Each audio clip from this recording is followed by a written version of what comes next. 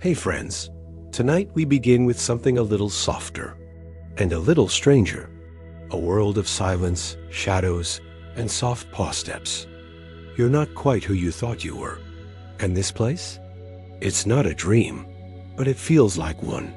We're stepping into the night from a cat's perspective. A sacred cat. One who has forgotten what it means to feel safe. This isn't your usual bedtime tale. There are no crowns here. No perfect endings. Only fur that remembers old fears and eyes that are slowly learning to close again. Before we begin, take a breath. Dim the lights. Maybe curl up somewhere warm. And if you haven't already, tap like and subscribe, but only if you truly enjoy stories that speak to your soul, not just your ears. And tell me in the comments, where are you listening from? What time is it where you are? I love seeing this little circle of light we create across the world. Now close your eyes. You're not human tonight. You've just woken up in the fur of a frightened little cat, and this is the night you begin to forget what it means to be afraid. There is a sound in the dark. You freeze. Every muscle still, every whisker alert.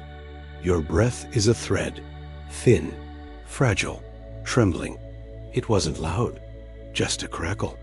A shift of something, a twig beneath weight, or wind that forgot how to whisper.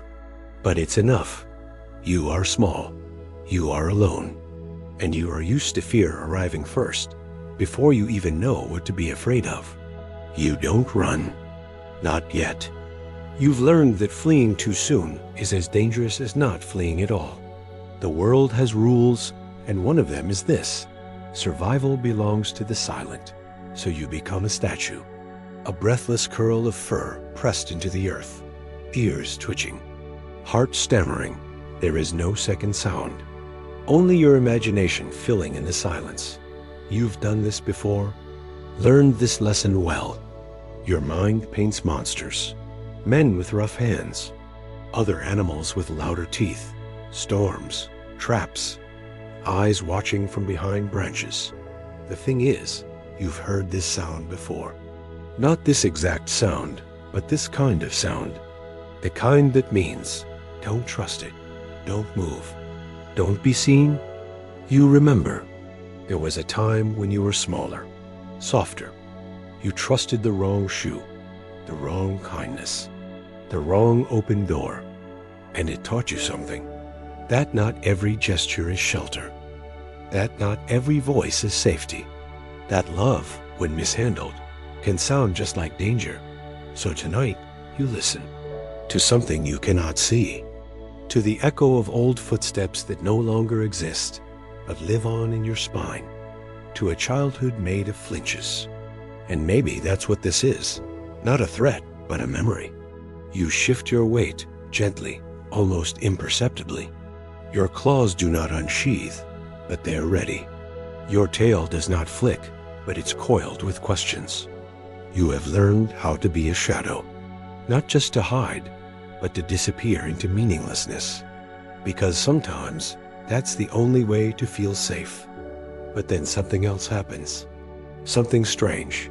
You don't run. Not because you've decided not to, but because something in you has paused long enough to wonder, what if it isn't danger? What if it's just sound? What if not everything that interrupts silence is meant to shatter you? It's small. It's barely a choice. But it's the first crack in the shell you've built around your soul. The shell called vigilance you inhale. Not the fast, shallow kind of prey, but a deeper breath, a curious one. And for the first time in a long time, you let the fear pass through you instead of around you. Like wind. Like a ghost that isn't yours to carry anymore. You don't know what made the sound. You may never know. But for the first time, you don't need to. And in the distance, the cat god watches from the folds of the night and does not intervene. Because this is the miracle. Not that you were saved, but that you stayed. That you stayed and listened and did not collapse. That you gave the dark a second chance. You blink. Once, twice, The sound is gone, but so is something else, the automatic fear, that invisible leash around your body. It hasn't vanished, but it's loosened, and you are still here, alive, whole, untouched, and no one even had to see you. Welcome, Sacred One, to the first breath of your remembering. The night is still young, and your journey has only just begun. You could share this moment with others. Share it with a friend. Share it with a loved one, or keep it to yourself. Savor the quiet pride of a secret victory. The choice, as always, is yours. There is a moment just after stillness, where the body hasn't moved, but the mind already has. It's the pause between knowing and acting, between fear and fleeing. And for most of your life, it never lasted long. Fear would come, and you would go. That was the order. That was the law. Until the night, it didn't happen. Until the first time you didn't run. It began like it always does. A rustle. A breath in the wrong place. A silence too heavy to be innocent. You were perched on a low stone wall near the orchard, watching nothing in particular, but feeling everything. The moon was a slim coin. The grass smelled tired. The wind had teeth, but you stayed. Not because you were brave. You didn't feel brave. You felt tired. Tired of running. Tired of jumping at shadows. Tired of sleeping with one eye open and two claws ready. It wasn't that you believed the world had changed. You just wanted to see what would happen if you changed. Just once, your ears tilted toward the sound. Branches maybe, or steps. Something real, but far. Not close enough to be danger, but close enough to feel like it might be. The part of you trained to react, it twitched. The part of you that belonged to instinct, it screamed, but something new, or maybe something old, rose up and said, "Wait." So you did. You didn't crouch, didn't leap from the wall, didn't melt into the underbrush like you always had. You sat still. Your heart didn't like it. It banged against your ribs like a bird inside a box. Your tail trembled. Your paws ached to sprint. But you stayed, and in that stillness, you began to notice something strange. The danger didn't get closer. In fact, nothing happened. Nothing at all. It was the first time you realized how much of your life had been spent reacting to ghosts. Sounds without threats. Shadows without bodies. Memories shaped like monsters. You had learned to run from feeling, not from fact. Because fear doesn't need proof. It just needs repetition. You sat there for longer than you should have. Longer than you ever had before. And the longer you sat, the more you came back to yourself. As if your soul had been trailing behind you for seasons. Never catching up because you never stopped long enough to let it return. But here, in the pause, your soul sat beside you. And you realized it had always been this scared too. The wind blew again. A little stronger, but it didn't feel personal anymore. Just air moving through space. Not a threat, not a voice, just breath. You exhaled with it. And for the first time, you didn't feel chased. You felt accompanied, not by a god, not by a savior, not by some majestic revelation, just by something soft. Something that said, maybe it's safe now. Your memories didn't like that. They began to protest, to rise up in your fur, in your spine. They shouted, remember the cellar? Remember the cage? Remember the hand that held too tight? Remember the door that never opened again?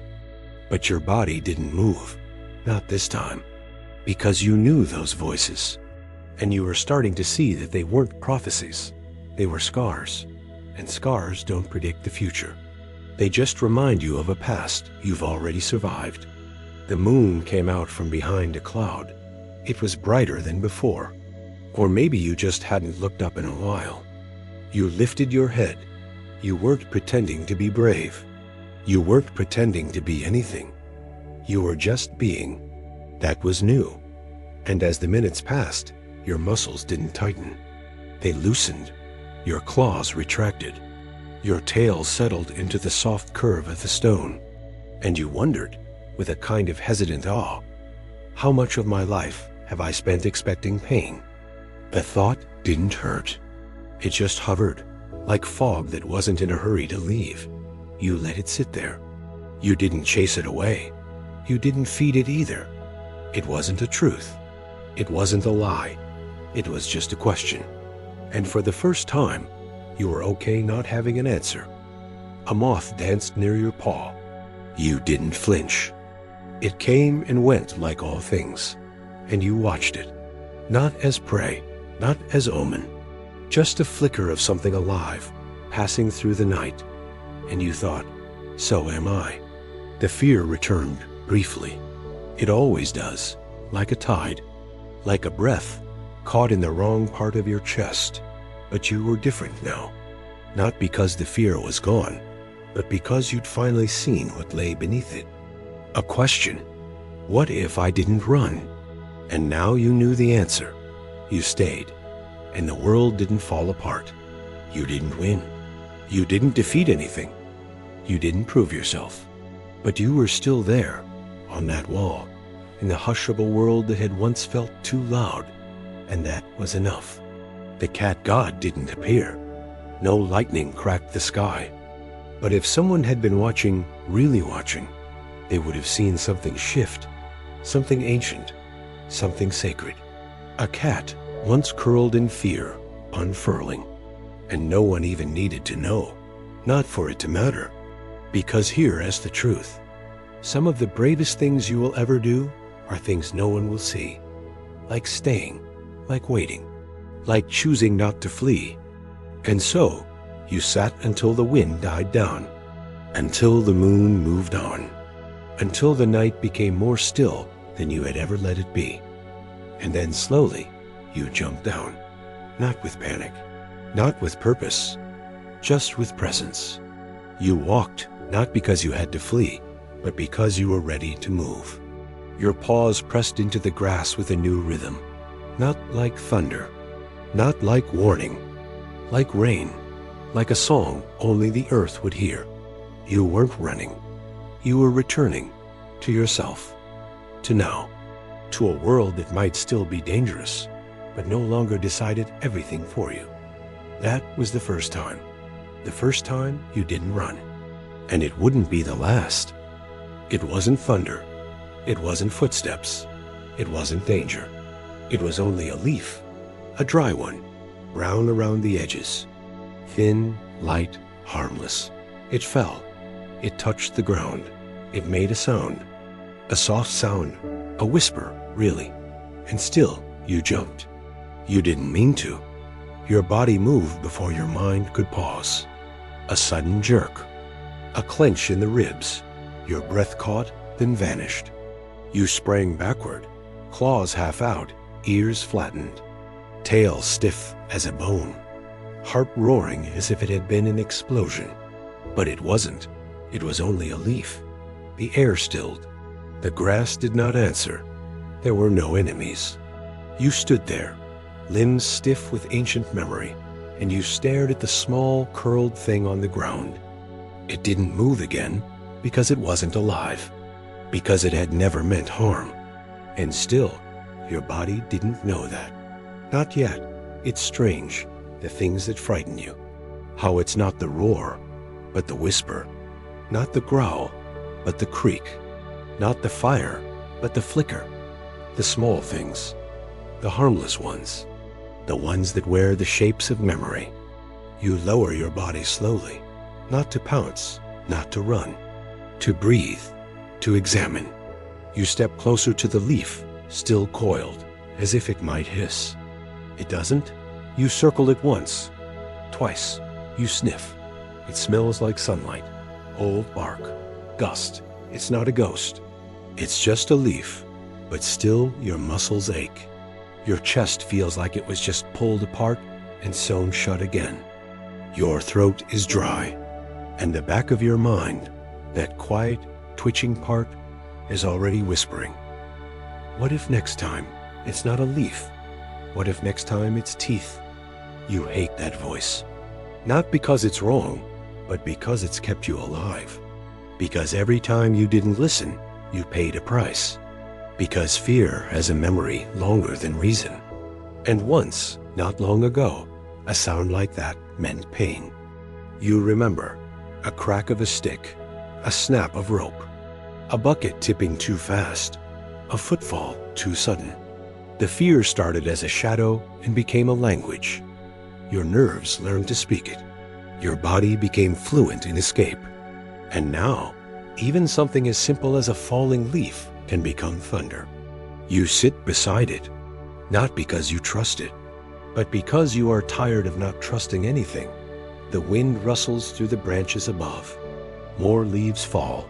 Some brush your back. You don't move. Not this time. Not yet. You begin to wonder, how many things have you fled that meant no harm? How many moments of peace have you mistaken for threat? How much of your life has been spent bracing for an injury that never arrived? You lower your head, just a little, enough to look the leaf in the face. You see its veins, its tiny ridges. You see the curl at its edge where time folded it like paper. You blink slowly, a cat's way of saying, I see you. I'm here. I don't need to hurt or hide. And the leaf, it doesn't answer, of course. It just is. And maybe that's enough. Maybe being near something that doesn't need to prove anything is what you've been missing. Maybe the fear inside you is tired of carrying stories about things that aren't happening anymore. You think about all the things that scared you this way. The sound of keys, the flick of a light, the smell of metal, the door left ajar, the laugh that sounded too sharp, the silence that lasted too long. All the non-threats that lived inside your body as sirens. And you wonder, what would happen if you let them go? Not denied, not buried, but let go. The cat god speaks to you, though not in words. Just a feeling in your bones, a murmur in your tail, a question. Does the leaf remember that it scared you? You pause. Of course it doesn't. It never meant to. It was just falling, just being a leaf. And still, you carried its sound like a wound. Not everything that hurts you intends to. Not everything that startles you is a threat. Not everything that triggers the old alarm requires you to run. You breathe again. Deeper now, slower. You curl your paws under you and rest your chin on the moss. You let your eyes half close. You listen. More leaves fall. One lands beside your ear. You do not flinch. This is not a miracle. Not yet, but it is different. And different is the beginning of new. You do not tell your body to relax. You don't have to. It begins on its own, tentatively, like a kitten approaching an open palm. The stiffness in your back unwinds. The lock in your jaw releases. You feel tired, but not from fear, from holding it for so long. And now you let the ground hold you. The leaf beside you begins to curl tighter, its edges drawing inward, as if mimicking you. And maybe, just maybe, that leaf isn't a warning. Maybe it's company. Maybe it's showing you how to fall without fear. You do not need to unlearn fear in one night. Just to notice that you are more than it, that you can stay, that you can breathe, that you can witness a leaf and let it stay a leaf. That's what healing is. Not the absence of pain, but the return of context, of choice, of stillness in the presence of sound. You fall asleep there eventually, not because you are fully safe, but because you allowed yourself to feel the moment instead of fight it. You dream of wind, of rustling branches, of leaves falling like feathers. You don't wake up startled, you wake up softer, and the world, it hasn't changed, but you have, just a little, just enough. This piece was inspired by a writing prompt. It was only a smell, faint, fickle, carried on the breeze like a forgotten whisper, soft as the memory of warmth, uninvited, but not unwelcome. Not at first. It drifted toward you, while you weren't watching, curled near the stone steps where the moss grew thickest, just before dusk. You didn't move. You couldn't, because something inside you had already gone, still the way it always does when recognition hits too fast. When the past re-enters the room through your nose before your mind is ready to name it. Lavender. Not just the flower, but the scent of it, blended with wood smoke. And something else. Wool? Bread? Dust? You knew it once. You loved it once. That was the problem. Your pupils widened. You lowered your body, but not out of fear. Not yet, out of reverence. It had been so long since something smelled like home, and it cracked you open, just a little. Like a door that wasn't quite closed, never quite locked, but untouched for seasons. You followed it. Of course you did. Not with hunger. Not even with hope. With memory. That's all. The scent wrapped around your whiskers, slipped into the soft fur beneath your eyes. It drifted under your tongue.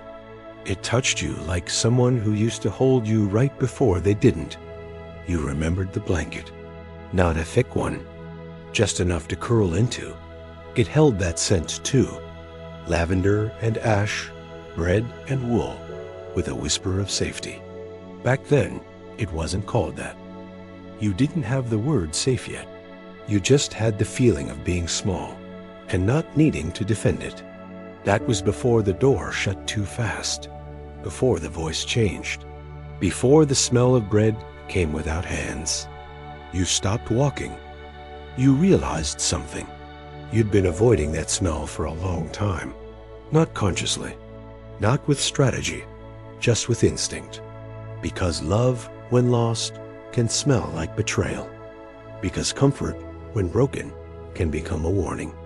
And now here it was, not in a house, not in a memory, but in the air, wild, free, detached from meaning. And yet you still trembled. Not because you feared the scent, but because you feared what it reminded you of. The cat god was near, not watching, not judging, just you felt it in the stillness. That sacred hush when nothing stirs, but everything listens. And the question came again, not in words, but in the quiet behind your ribs. Can you smell something beautiful and not brace for pain? You didn't answer. You couldn't. You simply stepped forward again, cautious, tender. You placed your paw on a patch of clover, another, and another. The scent grew stronger. It came from beneath a wooden bench, half-rotted, where wild herbs grew unchecked. A single cracked bowl sat at the edge, half filled with rainwater and the ghosts of meals long gone. You climbed under, curled there, and breathed. The scent enveloped you. This time, you didn't flee. You didn't cry. You didn't even think. You felt. You let the scent in without flinching. It filled your lungs like music. It settled into your fur. It kissed the corners of your jaw. And still, you stayed. Tears don't fall from a cat's face like they do in stories. They sit inside, behind the eyes, in the stillness of breath. But if they did fall, you would have wept. Because this scent, this beautiful broken scent, was one of the first things you ever trusted, and one of the first to betray you. And now, it was back, not to haunt, to ask, can I return without the memory hurting you? You closed your eyes, and for a moment, you were a kitten again. Not in body, in sensation. Soft paws, fatigue that didn't mean fear. Curiosity not yet punished. You saw the room again. The warm stones, the flickering fire, the lap that welcomed you. You didn't remember their face, just the smell. Just the place in your chest that felt full without needing to be filled. You breathed in again, deeper now. You let the scent become yours again. You took it back, from the pain, from the stories, from the wound. There are things you loved before you were hurt. Things that became reminders of loss, triggers of grief. But maybe, just maybe, they weren't the ones who hurt you. Maybe the feeling stayed pure, even if the memory became stained. You don't need to forgive the past tonight. You don't need to rewrite it. You only need to sit with it, to say, I remember this, and I want to feel it again without breaking. So you lie there beneath the bench, eyes half-lidded, surrounded by the scent. You let it settle on your paws, behind your ears, under your belly. You let it stay, and you do not leave. The cat god places no hand on your head. There is no miracle. Only this: you stayed, with the smell, with the past, with the love that once lived here and now returns quietly, not to claim you, not to carry you away, but to witness you, to remind you that not everything you loved was a mistake. You fall asleep like that, and when you dream, you are small again, but no longer afraid, only soft, only warm, only loved. The moment you asked, is it safe yet? Everything shifted. Until that moment, survival had been your mantra. Hunt, eat, hide, sleep, repeat. Every sunrise a gamble, every sunset a victory. And you'd won enough battles to earn your scars, each marking a close call, a lesson learned, a life claimed. So you lived like a shadow, fluid, silent, wary. You asked nothing of the world except for space to survive. And when the world gave that space with a sneer, you took it. Then came the moment you asked, is it safe yet? When you finally whispered that question into the endless blue, everything changed. That one question cracked open the dam of your guarded heart. Because until that moment, you'd never allowed yourself to truly hope. Hope was a luxury you couldn't afford. Hope was a trick of light in a dark alley promising comfort where none existed. Asking that question exposed your most vulnerable truth, the yearning for connection, the desperate plea for love. And that question, born from years of suppressed longing, echoed through the chambers of your soul. It reverberated in the silence of your solitude, amplifying the depths of your unmet needs. But despite its vulnerability, that question possessed a fierce strength. It was the culmination of your resilience, the tenacity of your spirit refusing to be broken. There was power in your question, an assertion of your right to seek solace and sanctuary. It was a testament to your capacity for tenderness, a recognition that even in the darkest of nights, a flicker of hope could endure. It was a quiet revolution, a rebellion against the harsh realities of your existence. And in that moment, something shifted within you. The hardened edges of your guarded heart began to soften. The walls you'd so carefully constructed crumbled, revealing the raw, unhealed wounds beneath. Vulnerability became your strength as you bared your soul to the indifferent cosmos, trusting that somewhere in the vast expanse, an answer might be waiting. You didn't expect an immediate response. You didn't demand validation or reassurance.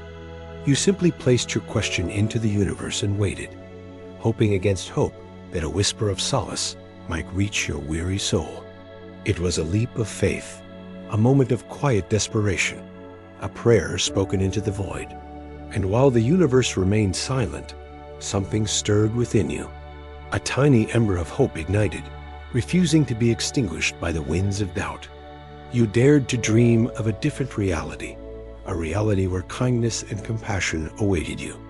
It was a fragile fantasy, a momentary escape from the harsh truths of your existence. But in that fleeting moment of imagined peace, you found a semblance of calm. Then the universe spoke, not in thunderous pronouncements, but in subtle whispers.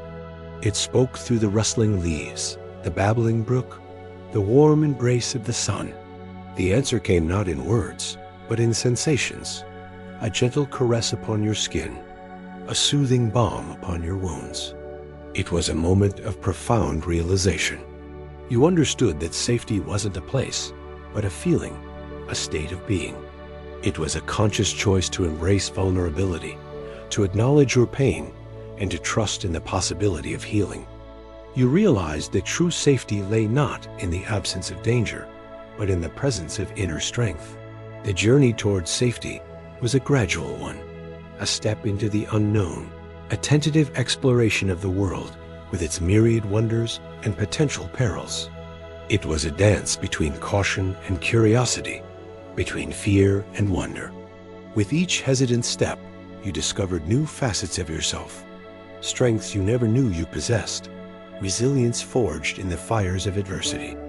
The path to safety was strewn with uncertainties, moments of doubt, echoes of past hurts, and the ever-present threat of relapse. But you persevered, driven by an insatiable thirst for connection, for belonging, for love. Your spirit, much like the tenacious ivy, clung to the hope of finding a nurturing embrace, a place where your weary soul could find solace. As you navigated this intricate path, you encountered kindred spirits, souls who understood the depths of your struggle, who had walked similar paths, who bore similar scars. Their empathy became your anchor, their shared stories your lifeline. In their eyes, you saw reflections of your own pain, but also glimmers of healing, testaments to the possibility of a brighter dawn. Through it all, you carried the memory of your question, "Is it safe yet?" as a talisman, a reminder of how far you'd come, of the battles you'd fought, of the victories you'd won. It was a testament to the indomitable spirit that resided within you, a spirit that refused to be extinguished by the storms of life. And then one day, unexpectedly, the answer came. It arrived not in a grand revelation, but in a quiet epiphany. The safety you sought wasn't a distant shore, but a harbor within. It was a realization that you had always carried the key to your own safety, the key to your own happiness. As you delved deeper into this newfound understanding, you uncovered a wellspring of inner strength, a resilience that had lain dormant within you. Your scars, once symbols of pain, became badges of honor, markers of a journey well traveled, a testament to your capacity for growth and transformation. With this realization came a profound sense of gratitude. Gratitude for the struggles that had shaped you, for the lessons that had tested you, for the triumphs that had elevated you. You understood that every scar, every stumble, every tear had been a stepping stone on your path to self-discovery, a thread in the tapestry of your resilience. Embracing your inner strength, you began to navigate the world with newfound confidence. Fear still lingered, but it no longer held the power to paralyze you. You learned to channel your fear into courage, using it as fuel to propel you forward on your journey. As you ventured forth, the world opened up to you in ways you had never imagined. Opportunities that once seemed out of reach became tangible, inviting you to stretch your wings and soar. Your creativity, stifled for so long, blossomed, expressing itself in art, in music, in writing, and acts of kindness. You began to see that true safety lay not in shunning the world, but in engaging with it, in embracing the beauty and the pain, in cherishing the connections that enriched your life. You discovered that true belonging was a two-way street, requiring not just acceptance, but active participation, genuine empathy, and a willingness to extend your hand to others in need. This newfound sense of safety and belonging extended beyond yourself, encompassing those around you. You became a beacon of hope and encouragement to others, sharing your story to inspire, to comfort, to empower. You understood that true strength lay not in isolation, but in community, in the collective power of shared experiences and mutual support. And so your journey continued, enriched by the wisdom of your struggles, the strength of your resilience, and the unwavering belief in the inherent goodness of humanity. You embraced life with open arms, ready to face whatever challenges lay ahead, knowing that within you resided an indomitable spirit, a spirit that had once asked, "Is it safe yet?" And in doing so, had discovered the limitless possibilities that lay within. The moment you asked, "Is it safe yet?" you shattered the shackles of your guarded heart. That one question unlocked the floodgates of your emotions, releasing a torrent of unspoken feelings that had long been suppressed. You allowed yourself to experience the full spectrum of your emotions, the painful and the joyful, the fearful and the hopeful. In doing so, You broke free from the chains of denial and avoidance that had imprisoned your soul. Your vulnerability became your greatest strength as you embraced the rawness of your emotions. You recognized that within your pain lay the seeds of healing, and within your fear, the impetus for growth. Each tear became a cleansing rain, washing away the debris of your past and making way for new life to flourish. As you delved deeper into this emotional landscape, you discovered a wellspring of empathy and compassion.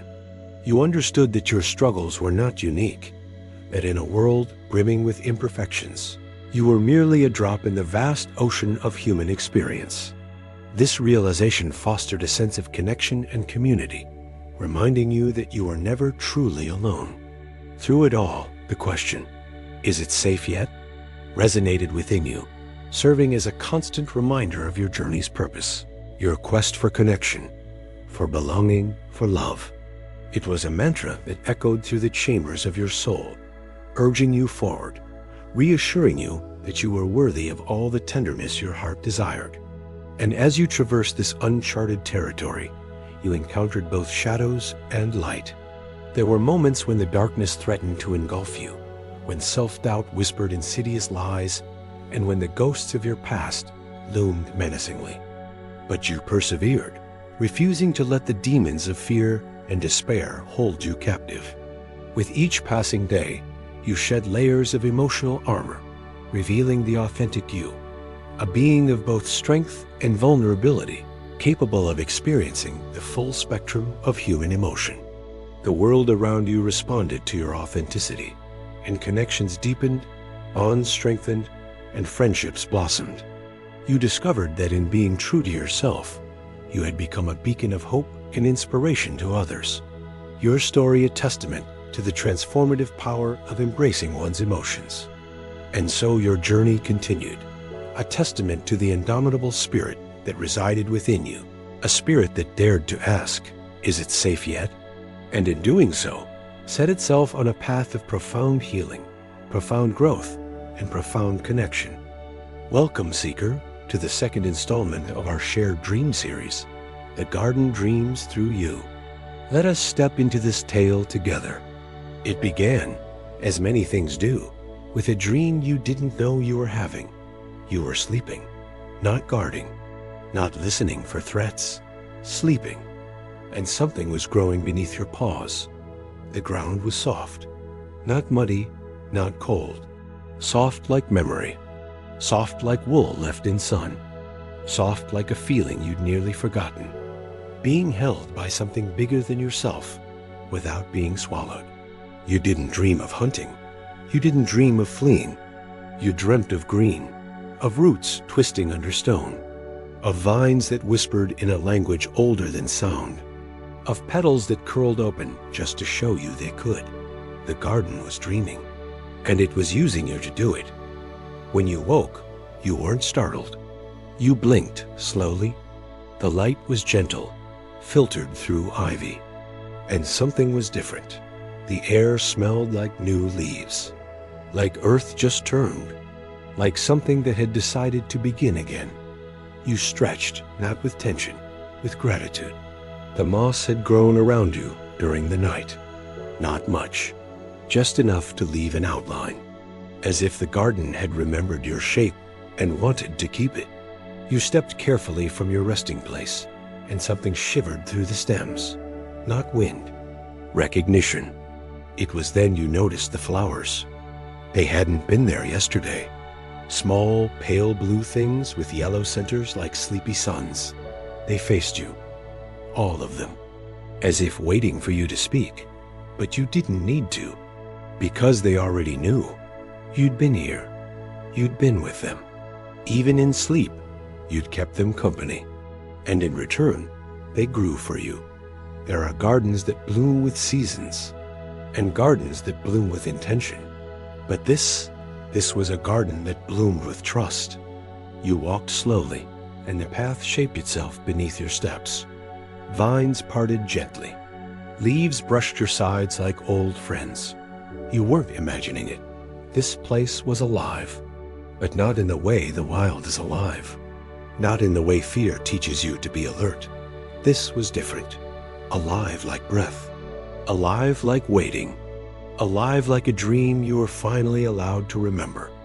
The cat god didn't appear, but you felt them, not above, not beside, within, not like possession, not like command, like agreement, like a co-author whose hand never touches the page, but whose presence guides the ink. The garden didn't speak in words. It spoke in movement, in silence that curled into meaning.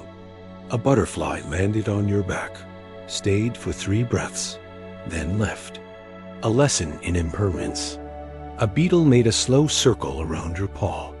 You let it. A lesson in allowing. A fallen petal caught on your whisker and stayed. A lesson in carrying beauty without needing to claim it. And slowly you began to see this garden wasn't just alive. It was awake. And it was awake because you were. You remembered the dream again. How the roots curled upward, as if reaching for the sound of your breathing. How the stones whispered stories about things you hadn't said aloud. You weren't dreaming of the garden. The garden was dreaming you. You sat at the center, where the sun touched the stone in a circle. The plants didn't crowd. They made space, as if they understood your need for quiet, as if they had no noise too. And in that sacred hush, you realized something. You were not afraid, not just for this moment, but for the whole space. This place had no predators, no commands, no cages, only participation and possibility. You lay down. The earth felt warm, not from the sun, but from memory. From something underneath, something that pulsed like a heartbeat, the heartbeat of the garden, and maybe, somehow, your own. You let your breath slow, not to sleep, to listen, to sink. And when you did, you heard it, not with your ears, but with that soft place in your chest that opens only when the mind steps aside. A voice, older than fur, wiser than stone. Not the cat god exactly, but not them either. A murmur. When you dream, the world grows around you. When you trust, the world remembers how to bloom. You exhaled, soft, slow, and the flowers nodded, one by one, as if agreeing, as if thanking you for staying, for not waking too fast, for letting the dream finish. You rose, not because you were done, but because the garden asked you to. There were seeds in your paw for now. You hadn't seen them fall, but they were there. The garden had given them to you, not to keep, to carry, to plant. Somewhere else. Sometime else. The way dreams carry meaning into waking life. The way healing travels without permission, without destination, only intention. You walked out of the center. The path did not close behind you, because the dream was not over. It had only shifted. The garden would remember, and so would you. Even outside this place, even when fear returned, even when the world became loud again, you would remember that for one night, one dawn, one breath, the garden dreamed through you, and what it dreamed was peace. Now let us wait together. Stretch. Feel the sun or the shade on your fur. Listen for birds or the hum of traffic. You are you. Where you are is where you are. And the question is, how will you carry the peace of the dreaming garden into your day today, into your waking reality? Notice when you want to shrink from the world, when you want to flee or hunt or capture. Notice when fear makes you tense. And then breathe. Soften your belly. If you have someone to share it with, speak. Say what you need to say. If not, then feel the words rise and fall within you. Let them bloom like the flowers in the dream. Acknowledge them. Breathe them in and out. And when you can step outside, feel the earth beneath your paws. Reach for the sky and thank the garden. Thank it for teaching you that even in darkness, life awaits. Even in stillness, you are not alone. Even in fear, peace is possible. Some of you may choose to see this story as a personal journey of healing and self-discovery. Others may interpret it as a reflection on the power of nature and its ability to restore our connection to ourselves and the divine. Whatever your perspective, we hope that this tale has resonated with you and that you have felt its message of hope and renewal. If you enjoyed this story, please remember to hit the like button, subscribe to our channel, and share your thoughts and feelings in the comments below. Your engagement helps us continue sharing these stories and brings the magic of interactive storytelling to more seekers like you. At the end of each month, we will visit the most active comment on our shared dream and craft a new tale specifically inspired by your words. So don't hesitate to let us know what ideas come to mind as you reflect upon the dream. What images, symbols, or themes stood out to you? What questions or thoughts does the story raise for you? Or perhaps you'd like to share a personal experience that relates to the themes explored in the shared dream. We encourage you to be as detailed and creative as possible with your comments, allowing us to weave them into a unique and captivating narrative for all our viewers to enjoy. So let your imagination soar and help us bring the shared dream to life through your comments.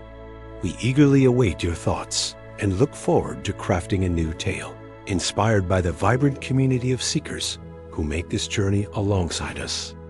Until next time, may you find moments of peace in the midst of your day, and may the spirit of the dreaming garden dwell within your heart. Trust never returns all at once. It arrives like a cat would, slow, watchful, one cautious paw at a time. And tonight, that paw was yours. The garden had grown quiet again, not asleep, just listening. It always listened. And in that silence, with the soft sound of wind brushing over petals, you realized something. You weren't listening for danger anymore. You were listening for beauty. That is how trust begins to reawaken, not with a ceremony, not with proof, not even with reason, but with the subtle shift of attention, with the choice to notice that the birds still sing, even when you deign to need them to warn you. You sat at the edge of the path, a spot where the stones met the grass, where wild clover grew between cracks. And for the first time in so long, you did not guard your back. You did not check the sky. You did not measure the exits. You did not count the number of places to hide. You just sat and allowed the world to move around you without assuming it would harm you. A bee flew near. You did not flinch.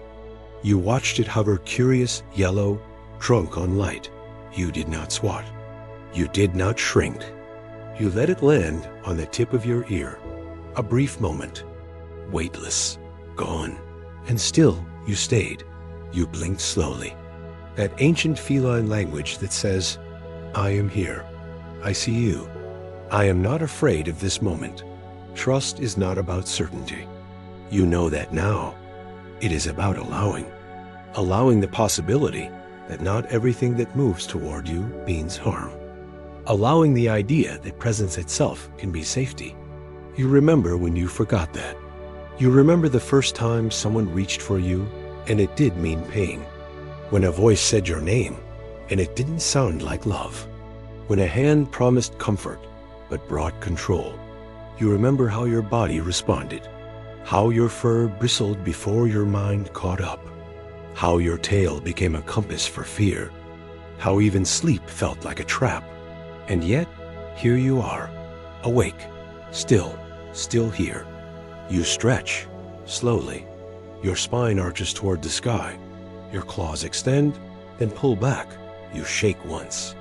Not to cast off fear, to reclaim space. This is your body. This is your moment. This is your breath.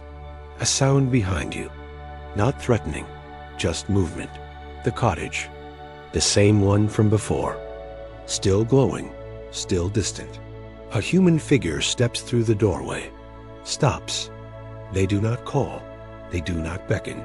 They only stand, visible. Still, you twitch. Old instinct whispers. Too close. Too soon. Run. But something else, older than fear, deeper than memory, says, wait, watch, decide. That is trust too. Not the absence of alarm, but the freedom to choose your reaction. You do not run. You do not approach. You watch. And they wait. And in that shared space, a thread forms. Invisible, tenuous, real. You step forward, not to be taken, to participate. To say without words, I am not yours. But I am willing to share this moment. They sit, not close, not far, just enough. They place something on the ground. A saucer, not milk. Water, clear, clean. Still, you approach, not quickly. You smell it. You look up. Their eyes are not reaching. They are simply present. So you drink, and nothing bad happens. It shouldn't be remarkable, but it is. To receive without cost. To be offered without demand. To be seen without being sought to be owned. You finish. You turn away. Not rudely, just freely. You curl under a bush nearby. Half visible, still near, still sovereign, and still trusting. That is what it means to trust as a cat.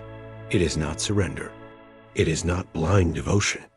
It is not the illusion that harm can never return. It is the sacred choice to remain present when you could easily disappear. It is the choice to allow another near without handing over your soul. It is the quiet understanding. I am my own, but I welcome peace beside me. The cat god does not appear, but they are everywhere, in the stillness, in the clarity of the water, in the absence of pressure, in the way your body didn't have to ask permission to stay soft.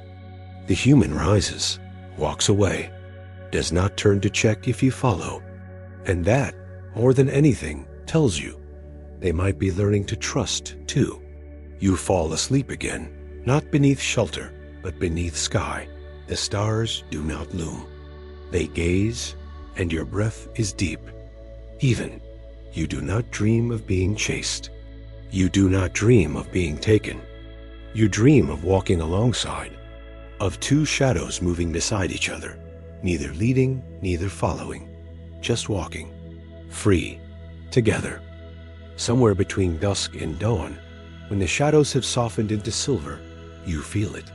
A gaze, not predatory, not possessive, just curious. You are being seen. And this time, it doesn't feel like danger. It's not the first time you've been spotted. Many have noticed you, watched you, wanted you. Some tried to catch you. Others tried to fix you. A few tried to name you before you even approached. But this is different. You are not being claimed. You are simply being witnessed. You sit on a low stone wall, fur glowing pale in the early light. A breeze lifts your whiskers. Somewhere nearby, the scent of rosemary. And still, that gaze remains, not insistent, not invasive. Just there, quiet, steady, patient. You turn your head slowly. It's the human again, the one from before, the one who placed the bowl of water without expectation, the one who left space. They're seated now on the edge of the steps, their hands in their lap, eyes soft. You do not move, and they do not call. It's a strange thing to be seen and not summoned, to be noticed without being needed. So many times in your life, attention meant entrapment. Kindness was just a prelude to control. Love, conditional. But now, in this still moment, you are just there, and they are just there. No script, no chase, only coexistence. You lower yourself onto the stone, front paws crossed neatly, eyes half-lidded. It's not submission, it is sovereignty. This is your perch, your moment. If they wish to share it, they must do so on your terms. And they do. A small offering appears near the edge of their foot. Fish, cooked but plain, still warm. They don't push it closer. They leave it there, then look away. The message is clear. I offer. You choose. You blink once, twice, then you descend the wall. Slowly, you do not rush. You are not hungry in the way they might think. You are hungry for something else, for truth, for freedom, for a space where nearness is not a trap. You sniff the food, taste a flake, then walk away, not out of pride, out of clarity. You are not a pet. You are not a prize.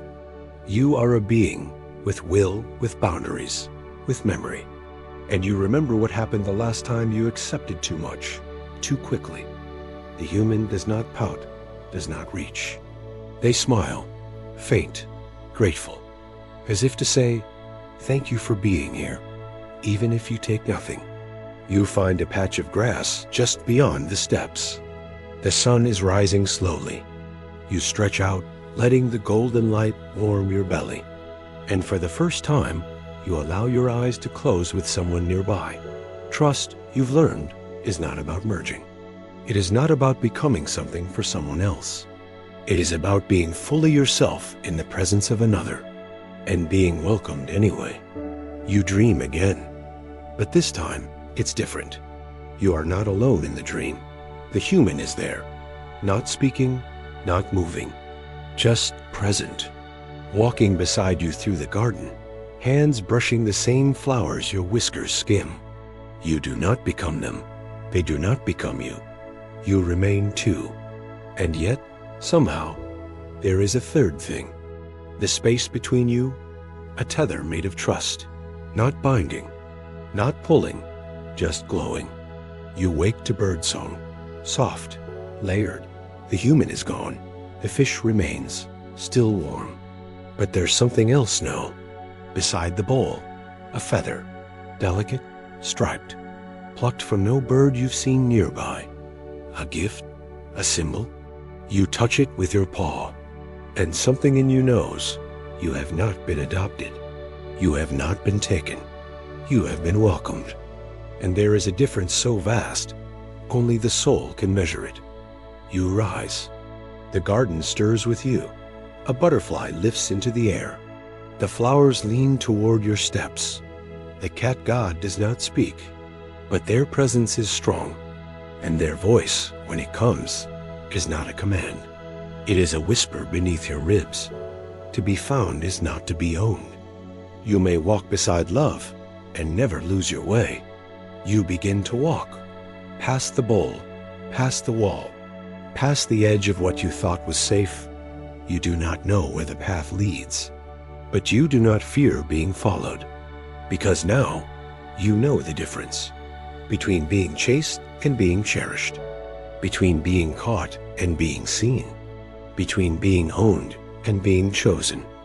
And you choose to stay wild, to stay whole, to offer your presence without surrendering your soul, to love without becoming a possession, to exist without explanation, to be a cat unclaimed, unafraid, unfolding. Now check out this playlist filled with videos about cats that you didn't know you wanted, or this other playlist full of videos that will soothe your soul. When the moon followed you home, the night was no longer something to fear. It was a companion, a quiet presence that moved with you like a shadow made of light. You walked slowly from the garden's edge, paws soft against the earth, nose twitching at every whisper of wind. The moon hung low, a silver lantern swaying gently behind clouds. It was not distant. It was near, almost close enough to touch. You didn't need to look back. You didn't need to, because the moon, silent, steady, watchful, followed, not as a watcher, not as a judge, but as a friend. You felt it in the air, a warmth, a glow, a knowing that you were not alone, that even in the dark, there was light. The path was not clear. The trees whispered secrets you no longer feared. The shadows danced, but they no longer held menace. You moved through the night as one who belongs there. Your steps became a rhythm, a song without words, a dance between breath and silence. In that rhythm, you remembered how to be wild and how to be free. The moon's light brushed your fur, soft and cool. You lifted your face to the sky, eyes half closed, a silent thank you. You were not running, you were not hiding, you were arriving, and the night was yours. When the moon followed you home, the night was no longer something to fear. It was a companion, a quiet presence that moved with you like a shadow made of light. You walked slowly from the garden's edge, paws soft against the earth, nose twitching at every whisper of wind. The moon hung low, a silver lantern swaying gently behind clouds. It was not distant. It was near, almost close enough to touch. You didn't need to look back. You didn't need to, because the moon, silent, steady, watchful, followed, not as a watcher, not as a judge, but as a friend. You felt it in the air, a warmth, a glow, a knowing that you were not alone, that even in the dark there was light. The path was not clear. The trees whispered secrets you no longer feared. The shadows danced, but they no longer held menace. You moved through the night as one who belongs there. Your steps became a rhythm, a song without words, a dance between breath and silence. In that rhythm, you remembered how to be wild and how to be free. The moon's light brushed your fur, soft and cool. You lifted your face to the sky, eyes half closed, a silent thank you. You were not running. You were not hiding. You were arriving, and the night was yours. The night was no longer something to fear. It was a companion, a quiet presence that moved with you like a shadow made of light. You walked slowly from the garden's edge, paws soft against the earth, nose twitching at every whisper of wind. The moon hung low, a silver lantern swaying gently behind clouds. It was not distant. It was near, almost close enough to touch. You didn't need to look back. You didn't need to, because the moon, silent, steady, watchful, followed, not as a watcher, not as a judge, but as a friend. You felt it in the air, a warmth, a glow, a knowing that you were not alone, that even in the dark there was light. The path was not clear. The trees whispered secrets you no longer feared. The shadows danced, but they no longer held menace. You moved through the night as one who belongs there. Your steps became a rhythm, a song without words, a dance between breath and silence. In that rhythm, you remembered how to be wild and how to be free. The moon's light brushed your fur, soft and cool. You lifted your face to the sky, eyes half closed, a silent thank you. You were not running, you were not hiding, you were arriving, and the night was yours. The night stretched wide and deep, a velvet cloak embroidered with stars. You moved through the quiet, the soft earth, pressing gently against your paws. The moon, your faithful companion, drifted above pale and watchful, shedding light but never demanding attention. You had thought the night was empty, a space between dreams and waking. But now you knew better. The night held whispers, soft, elusive murmurs that slipped between the rustling leaves and the distant hum of insects. You paused, ears twitching. A whisper, yes, but not just any sound. This was a voice without words, an invitation without demand. It was the breath of the garden itself, sighing through the branches. You listened. There was no fear in the whisper, only invitation. You let your body still, tuning into the rhythm beneath the silence. A heartbeat. Not yours alone. The garden's heartbeat. The pulse of something ancient. Something alive. You took a deep breath, the cool night air filling your lungs. Your whiskers twitched as the scent of earth and dew mingled. The whisper grew clearer, weaving through the night like a delicate thread. It told of things forgotten, of shadows folded away in the corners of your mind, of fears that had settled like dust over your soul, but also of light, soft, glowing, persistent, a light that never left, Even when you thought it had, the whisper was a story you had never been told aloud. You were a cat who had forgotten her own strength, soul who had hidden her light behind cautious eyes. But the night, patient and kind, had not forgotten you, Dot. It had been waiting for you to listen. You stepped forward, paws silent against the grass. The moonlight painted your fur with silver, as if blessing each step. The garden shifted, welcoming your presence. Leaves brushed your sides, petals opened gently, and somewhere, a small bird sang a note so clear it felt like a prayer. You followed the whisper deeper, feeling it tug you toward a place you did not know. A place not just outside of you, but within. The whisper told you to trust, not to trust the silence between the sounds, not to trust the spaces between the stars, not to trust the stillness in your own heart.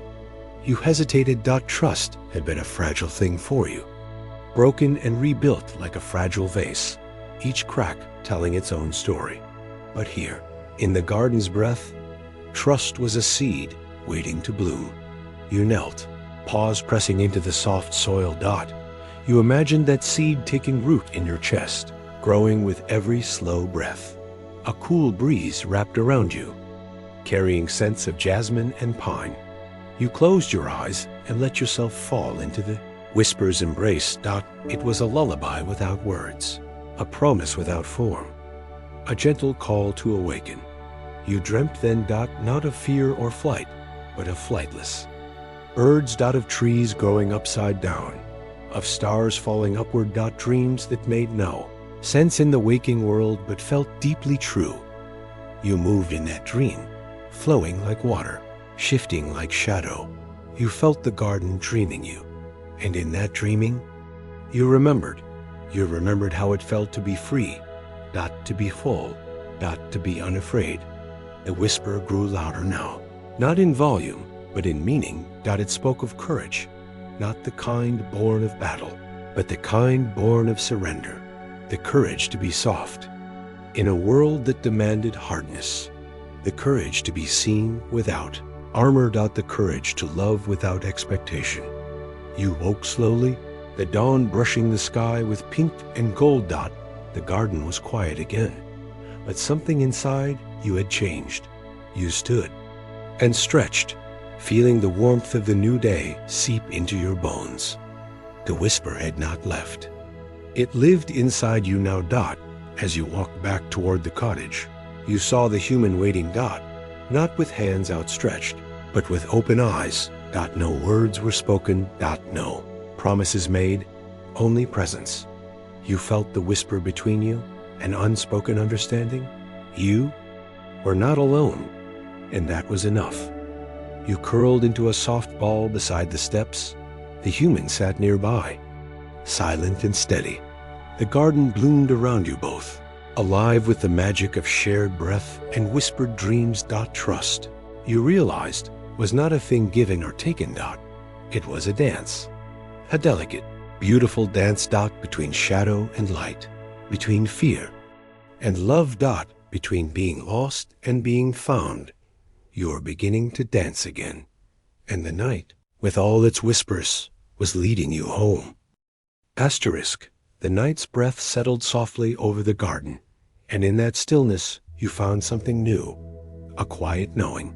It was not loud or urgent, but a deep and steady presence within you, like the roots of an ancient tree holding firm beneath the shifting soil. You moved gently through the shadows, your paws barely stirring the fallen leaves.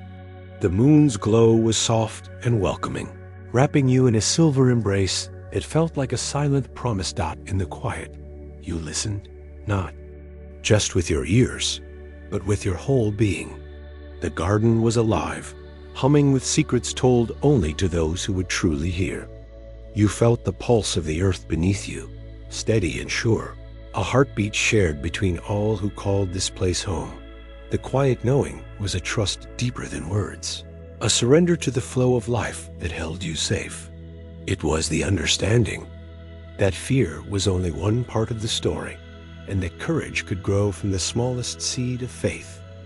You curled into a soft ball beneath the spreading branches of an old tree, its leaves whispering above you.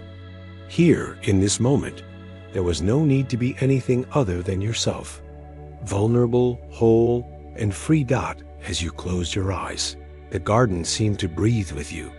The night wrapped around your dreams like a gentle lullaby. And in that lullaby, you knew you were exactly where you were meant to be. The garden was silent, yet not empty.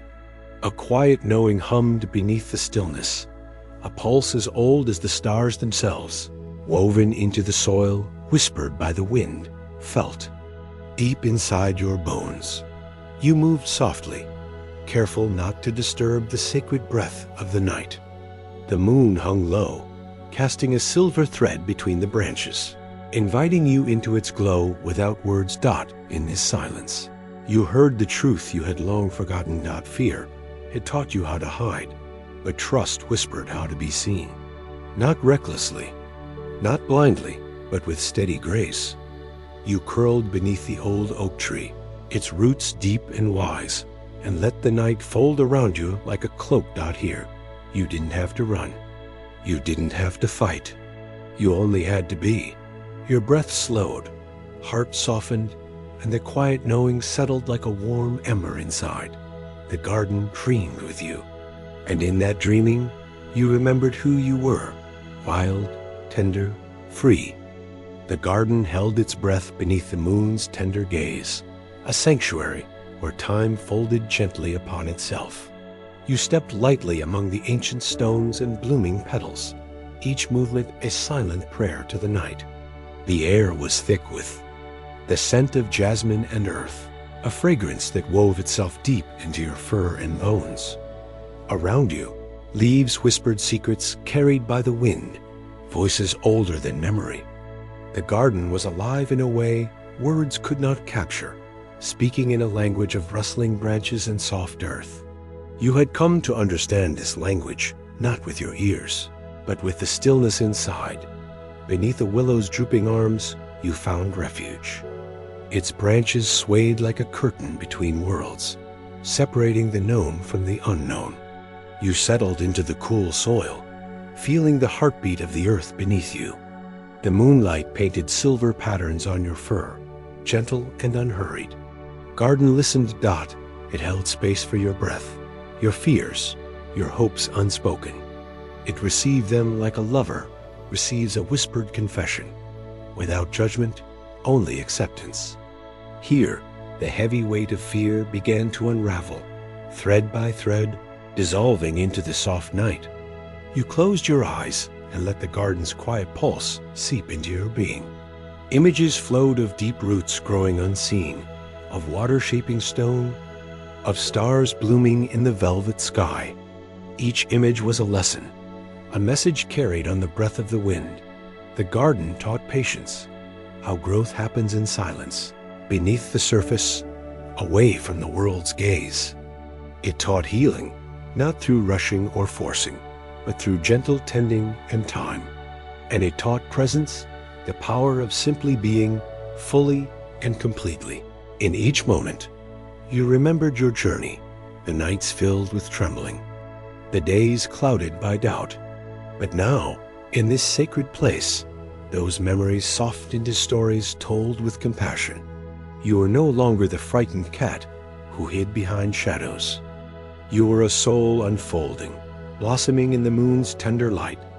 A pond nearby mirrored the sky, still and clear. You approached it and gazed deeply into your reflection, seeing not just your form, but the layers beneath, the fears, the hopes, the quiet knowing that had grown within you. As dawn stretched its first pale fingers across the horizon, the garden exhaled a breath of promise. You rose, carrying the whispers of the night in your heart, stepping forward with a new grace. The garden listened, and you walked into the day, grounded and free. Asterisk, there was a time when every silence meant danger, when stillness made your whiskers twitch with caution, when the rustling of leaves was not a lullaby, but a warning. Your ears would tilt at every sound, measuring distance, calculating direction. Your breath was shallow, your muscles tight, your heart a constant drum of retreat, because escape had become a habit, a ritual, a map carved into your bones, memorized not from choice, but from necessity. But something had shifted. Not all, eh? Once. No, it never happens all at once. It happened in the smallest of ways. The way shadows no longer loomed, but lingered. The way doorways no longer meant exit, but passage. The way you realized you hadn't thought of running in a while. Tonight, you stood still, truly still. Not the frozen stillness of fear, but the open stillness of presence. You were beneath the same tree, the one whose branches arched above like cathedral rafters. The bark was rough, familiar beneath your paw. The wind moved like breath through its leaves, but it did not stir alarm in your chest. Instead, it felt like a lull, and you noticed, with gentle wonder, that you were no longer rehearsing your escape.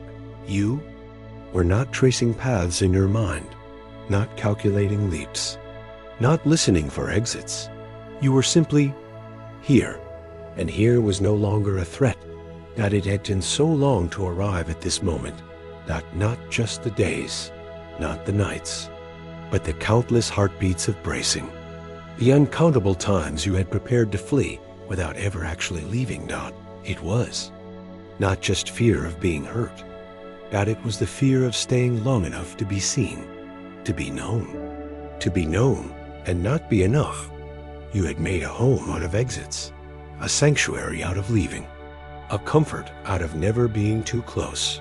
But tonight, something sacred settled in you. You felt the way the ground held you, not to trap you, but to support you. The garden did not reach to claim you. It simply allowed you to choose. And you did. You chose to stay.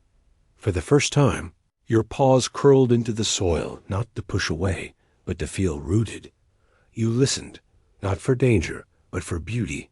The chirr of insects, the hum of something flowering, the soft exhale of the night. You could feel the ancient rhythm of the earth beneath your body, the pulse of stillness, the safety of surrender. Asterisk, there was a time you slept with one eye open, not in the literal sense, but in the way your soul never fully rested.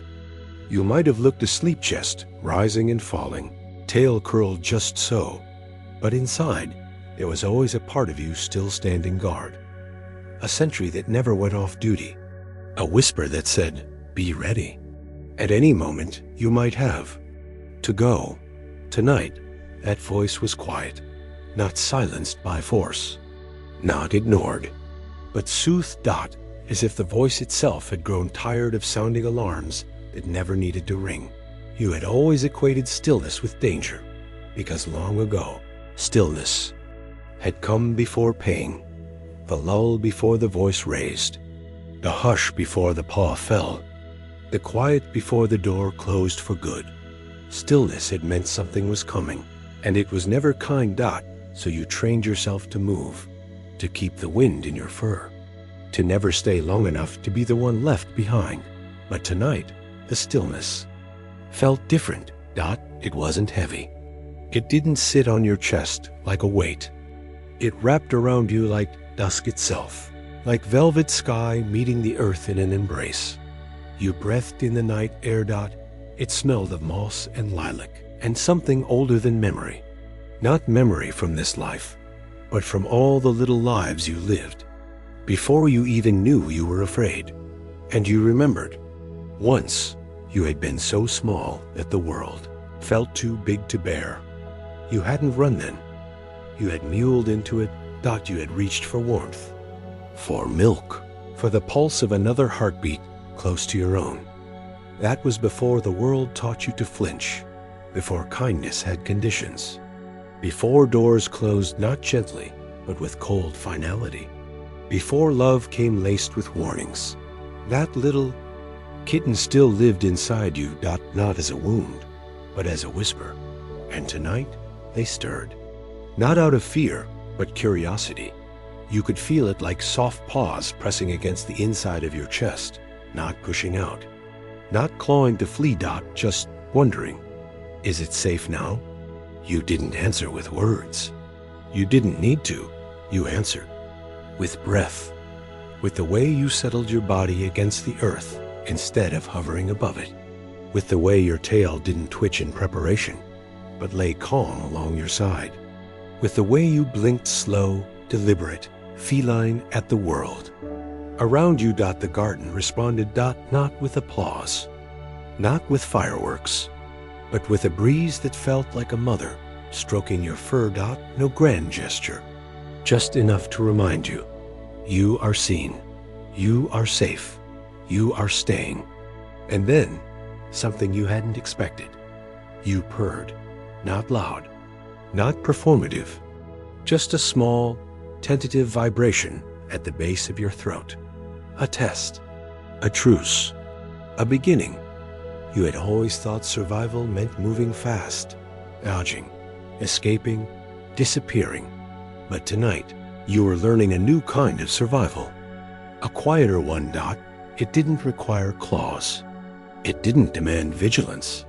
It asked only presence, a kind of presence that says, I am here and I am enough, just as I am. Your body remembered how to stay. It had always known, the way roots remember rain, the way soil remembers sunlight, the way stars remember their own collapse and birth it into beauty. And in that remembering, something softened. You stopped pacing the perimeter of your own heart, stopped marking the boundaries with fear, stopped circling the exit. You sat. You stayed. You stayed even when the wind rustled suddenly, unexpectedly. You stayed even when an owl hooted from beyond the hedge. You stayed even when a long shadow passed by the pond, Dot, not because danger was gone, but because trust had grown larger than fear. Dot, it wasn't that the world had changed, that it was that you had changed the way you met it, and that changed everything. Asterisk. Didn't know when the air changed, Dot, not in temperature, not in scent, but in meaning, that it no longer whispered, stay ready. It whispered, rest now, and your muscles, those small, coiled springs hidden beneath fur and instinct, heard that whisper and slowly began to unravel. You hadn't known how tightly you were holding yourself until you began to let go. Dot, started in the shoulders, those twin knots behind your front legs that had learned to brace at the slightest sign of movement. Dot, now they slackened and your posture sagged, not in defeat, but in relief. You weren't preparing to run. You weren't waiting for a strike. You were allowing gravity to do what it had always wanted to do, hold you. Then your tail, usually alert curved, coiled, twitching, unfurled along the mossy ground like a river exhaling. Your breath, too, began to lengthen, not because you told it to, not because you counted in or out, but because your lungs no longer needed to ration their oxygen like supplies on a sinking ship. They trusted the next breath would come, and the next, Dot, no emergency, Dot, just being. And that was enough. You listened to the rhythm of yourself. You had been so busy listening for threats that you had forgotten the sound of your own aliveness, rhythm of a being at rest, steady flutter of pulse behind the ears, the soft rise and fall of chest, the tiny clicks of your claws adjusting against earth. Dot, this music had always been playing. You had simply been, too, afraid to hear it. Dot, because to hear it meant to be still, and to be still meant to be vulnerable, and to be vulnerable had once been unsafe, but not tonight. Dot, tonight, stillness was sanctuary, and you found yourself marveling at it, at the strange, unfamiliar comfort of no longer needing a plan. You hadn't realized how much energy it took to be ready all the time, how heavy the armor was, how much life you missed while plotting your exit. Dot, it had never been about the door, had it? It was about not being seen leaving, not being asked why. Dot, not being begged to stay because you were afraid you might. You were afraid that love, if it came close, would see your wounds and decide you were too much, too difficult, too broken, too feral. But what if that was never true? What if you had rehearsed your escape from a stage no one was watching? What if love had been standing at the wings the whole time, not trying to block your exit, but simply waiting for you to stop running? And now you hadn't made a decision. You hadn't drawn a line in the soil. There was no declaration, no vow, only a choice made in the language of the body. You didn't run. You didn't flinch. You stayed. Not because someone asked you to, not because you were told to, but because something inside you, something ancient, feline, sacred, had grown tired of leaving.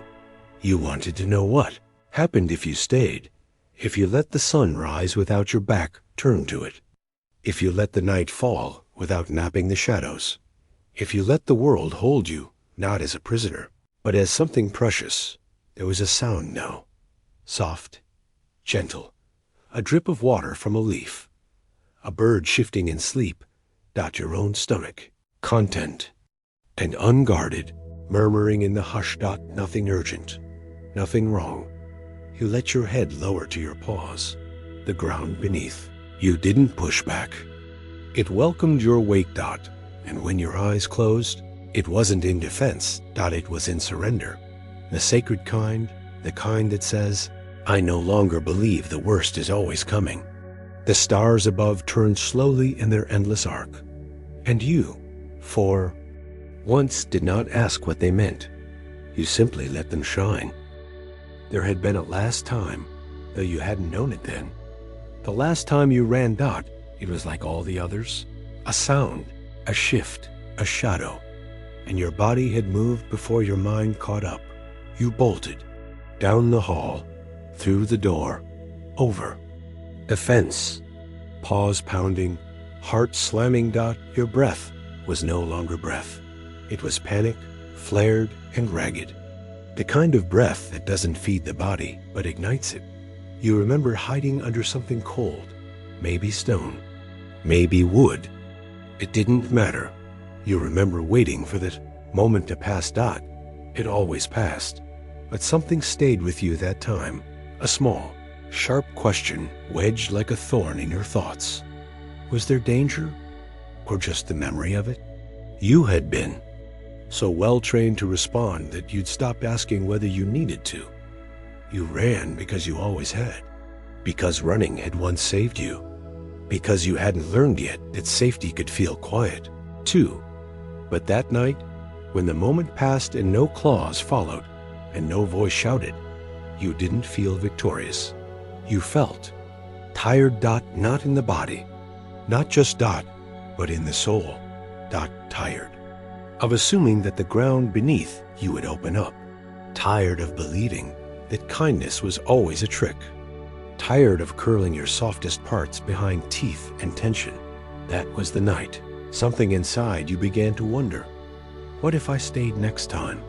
You didn't know it then, but that wondering was the first stitch in the unraveling of fear. Not because fear is wrong, not because you failed by feeling it, but because your body was ready to learn a new song. The garden had never asked you to stay. It had simply waited, like breath waits behind a held sob, like dusk waits behind closed eyes. It had watched you come and go, come and go. It had watched you curl tight and bristle. It had watched you mark exits and memorize distances. And still, it held space for you, not because you earned it, not because you performed trust perfectly, but because the garden knew that healing is not a transaction. It is not a race.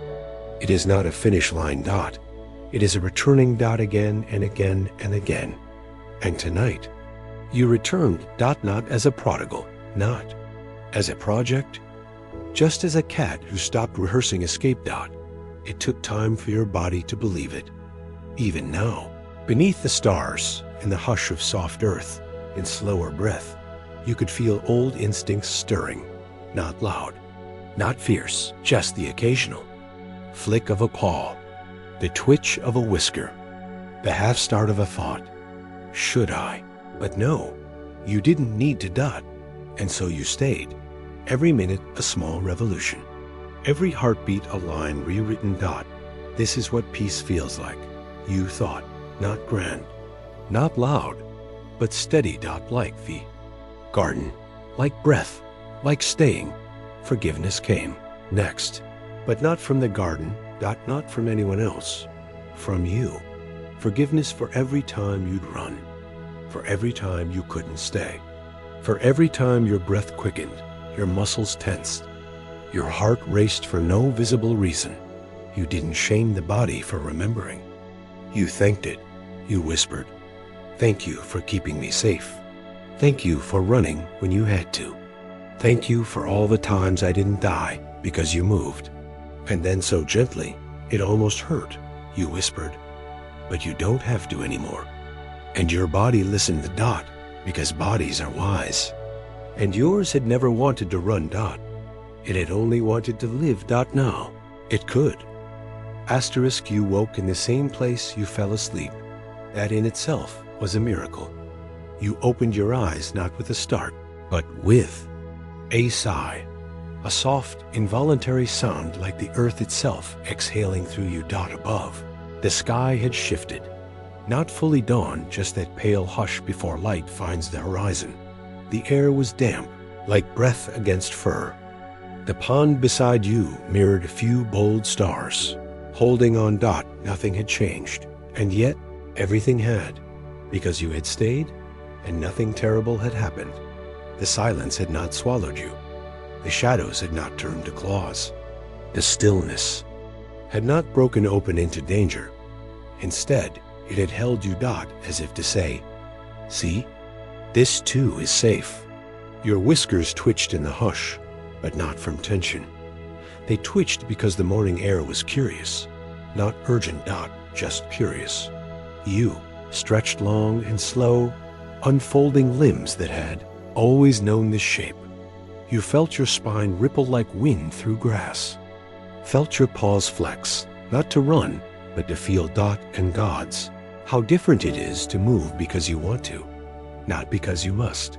You stood, but not to leave. You walked, but not away. You padded through the garden without tracking escape routes. You no longer scanned for exits. You noticed the dew instead.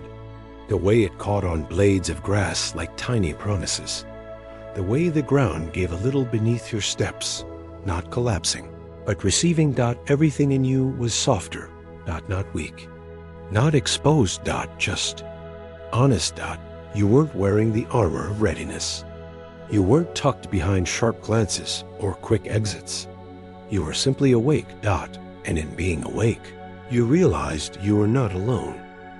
There, in the undergrowth, another pair of eyes, not threatening, not challenging dot, just watching dot. Another cat, perhaps.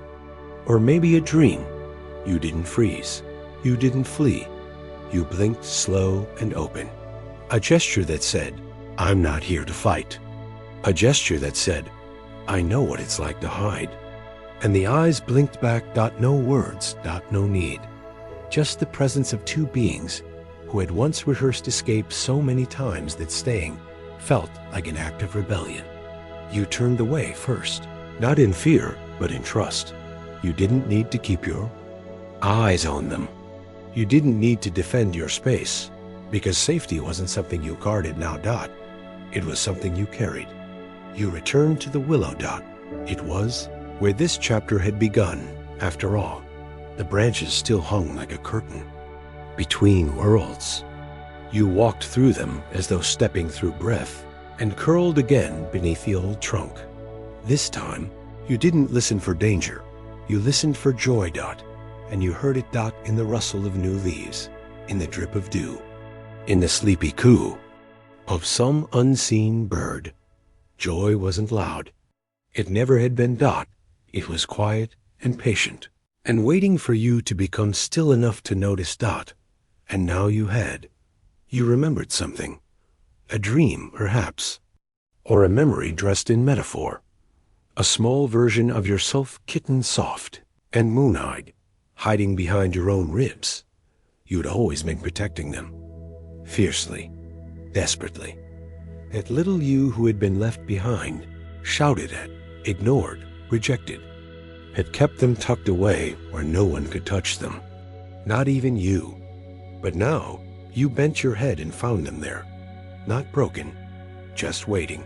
You nuzzled them, and they purred, and the sound so faint and pure moved through you like morning, Dotted. Sighed, I don't need to run anymore. And neither did you. There are many kinds of courage in the world, Dot. There is the courage to leap, the courage to claw, the courage to run. And then there is the courage to stop, Dot, to stay, Dot, to let something unfamiliar become something gentle, Dot, tonight. You learned that kind. You learned that courage does not always arrive roaring. Sometimes it pads in softly on silent paws and curls up beside you. Sometimes it looks like not checking the door, Dot. Sometimes it feels like waking up where you fell. Asleep, Dot. Sometimes it is quiet, and you are finally ready to listen. The first time you saw the shadow, you thought it was a predator, Dot. It moved like something dangerous, quiet, low, following, Dot. It didn't speak. It didn't strike. It simply mirrored, Dot, and that was the most unsettling part, because it knew your rhythm, Dot. It ducked when you ducked. It froze when you froze. It hovered just beyond your reach, but never quite disappeared. You had run from many things in your life. Loud voices, sudden hands, closing doors. But this shadow moved like it knew your name. For a long time, you thought it belonged to someone else, a threat, a ghost, a reminder of all the things you never wanted to feel again. You tried to outpace it. You moved fast and far, from garden to rooftop, from nest to fence post, always scanning, always calculating, Dot. But no matter how quickly you moved, no matter how long you stayed away, it followed, not with menace, not with hunger, but with something worse called unfamiliarity. One evening, you sat by the pond, the same one that had held your reflection under moonlight. This time, it held something else, a shape behind your own, dark, indistinct, the shadow again. You didn't flinch. You were too tired for flinching, Dot. Instead, you looked at it, really looked, not as a threat, but as a question, and something shifted. The longer you stared, the clearer it became, Dot. It didn't have claws. It didn't have teeth. It didn't even have eyes, Dot. It had your posture, your curve of spine, your tilt of head, the way your tail wrapped protectively, habitually, around your paws, Dot. It was you, Dot, or rather, it was the part of you that had never been welcomed home. You didn't move. You couldn't. The truth landed too gently to be denied. All this time, you'd feared a stranger, but it was only the part of yourself you'd been too frightened to meet. The part that knew fear like breath. The part that remembered every shout, every slam, every time you were seen as too much, or not enough. Dot. The part of you that had curled in, tucked deep behind your ribs, and waited. You had abandoned it to survive, and it had never blamed you. Dot. It had only followed, hoping one day you'd turn around. And now you had. You blinked, Dot. Slow, reverent, an offering of peace. Dot. The shadow blinked too, if not with eyes, then with understanding. A ripple passed through your chest, Dot. It didn't hurt. It was tender, yes, but not painful. Like touching an old scar and finding it smooth. Dot. The shadow didn't move forward. Dot. It didn't need to, Dot. It knew, now that you saw it. That was enough. There's a strange kind of grief that comes not from losing something, but from finding it again after pretending it didn't exist. You let yourself feel that grief, not as punishment, but as permission. Permission to remember the you who once felt too fragile to be whole. You whispered to the shadow then, not out loud, not with words, but with presence. You said, I'm sorry, I left you behind. I thought I had to, but you are not dangerous. You are mine, and I'm ready to come back for you. The shadow didn't answer. It didn't need. To Dot, it simply merged with you. Not dramatically. Not instantly, Dot, just gently. The way a stream accepts a fallen leaf. The way the night accepts the last blush of dusk. Later, under the willow, you lay on your side, facing nothing in particular. There was no predator in the corner. No looming figure in the brush. No shape following your every move, because it was. No longer following Dot, it had become you again. And now, you weren't afraid of yourself. You didn't need to keep one part of you out in the cold to feel safe inside your own skin. The shadow had come home, and the home had room for all of you. That night, as sleep took you, you dreamed not of escape, but of return. A memory, perhaps, or maybe just a vision of what healing looks like. A kitten standing in sunlight, blinking up at you without flinch. Or fear, not asking to be fixed. Not asking to be perfect, just asking to be seen, and this time you stayed. You bent low, and you nuzzled your own shadow as if it were something holy, because it was. You heard the sound before you saw them. A soft scuffle in the grass, too light to be threat, too gentle to trigger alarm. Still, your ears turned, trained by years of caution to attend to anything new. But when you looked, you didn't see danger. Saw a kitten, small, ridiculously small. So small that it felt impossible they could carry the weight of the grief. That sat in your chest just from looking at them. They didn't run. That surprised you. You expected them to bolt. You expected them to tremble, to hide behind bark or root or breath. But they didn't.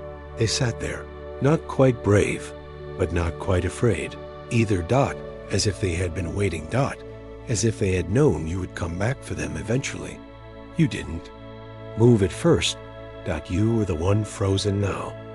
Not with fear, but with the unbearable tenderness of seeing something you once had to leave behind. They looked so much like you.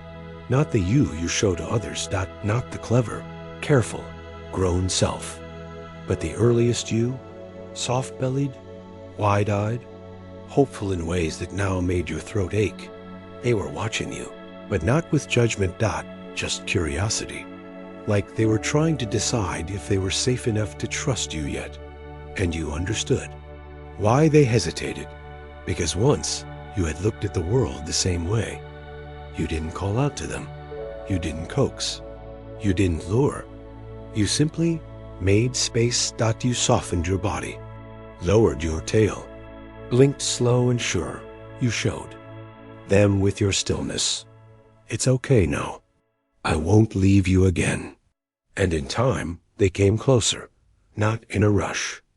Not all at once, but in inches, in the way all frightened things move, as if expecting something to snap, to yell, to push them back.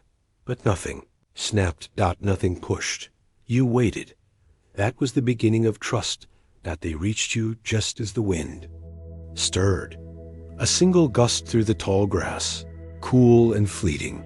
The kitten flinched. A shiver ran through them, and their body crouched low. Instinctively, your heart clenched, not from fear, but from recognition.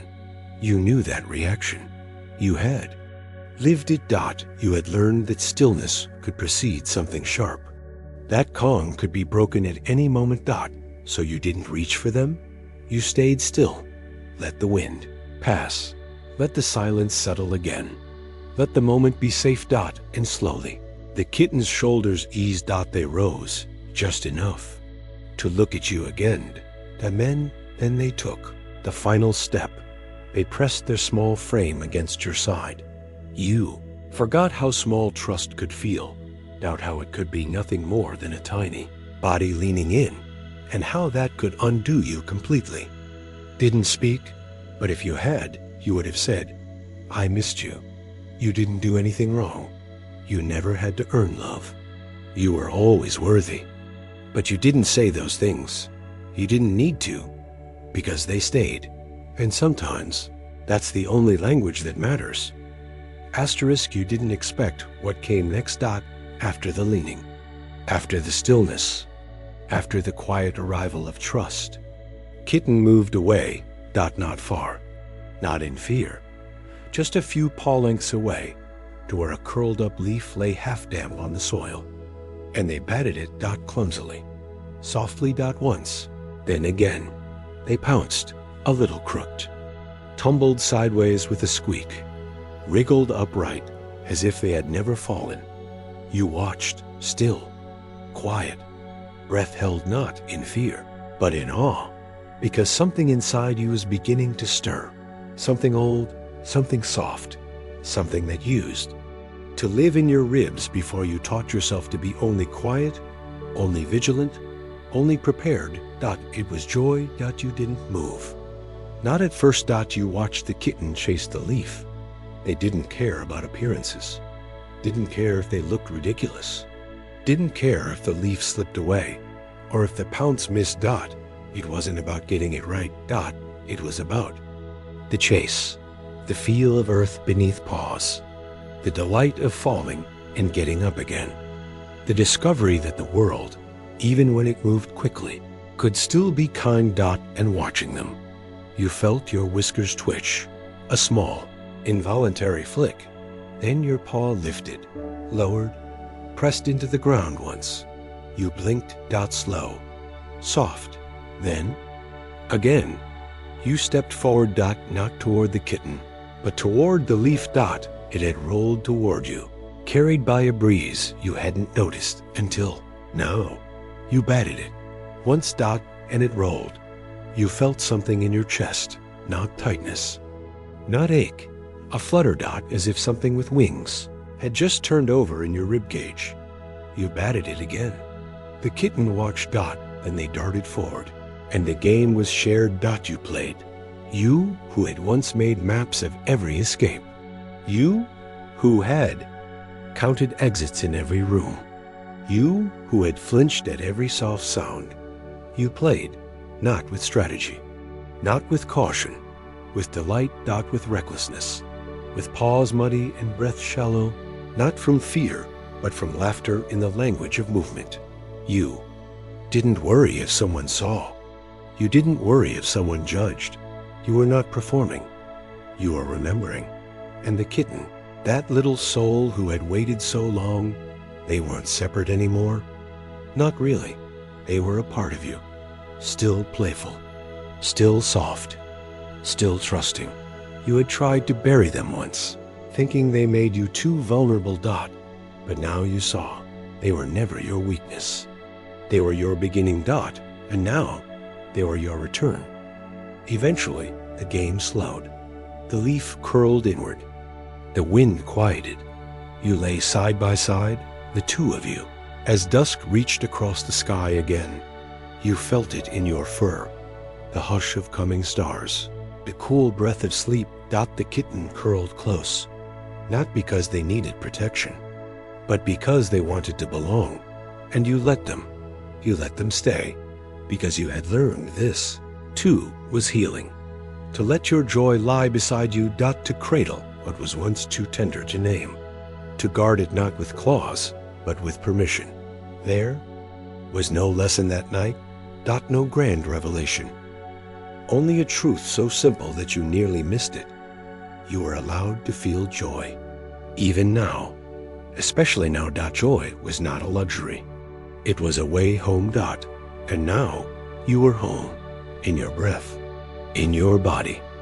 In the closeness of your smallest self. And the courage it took to let them come close. The night came again. Not suddenly. Not like a trap.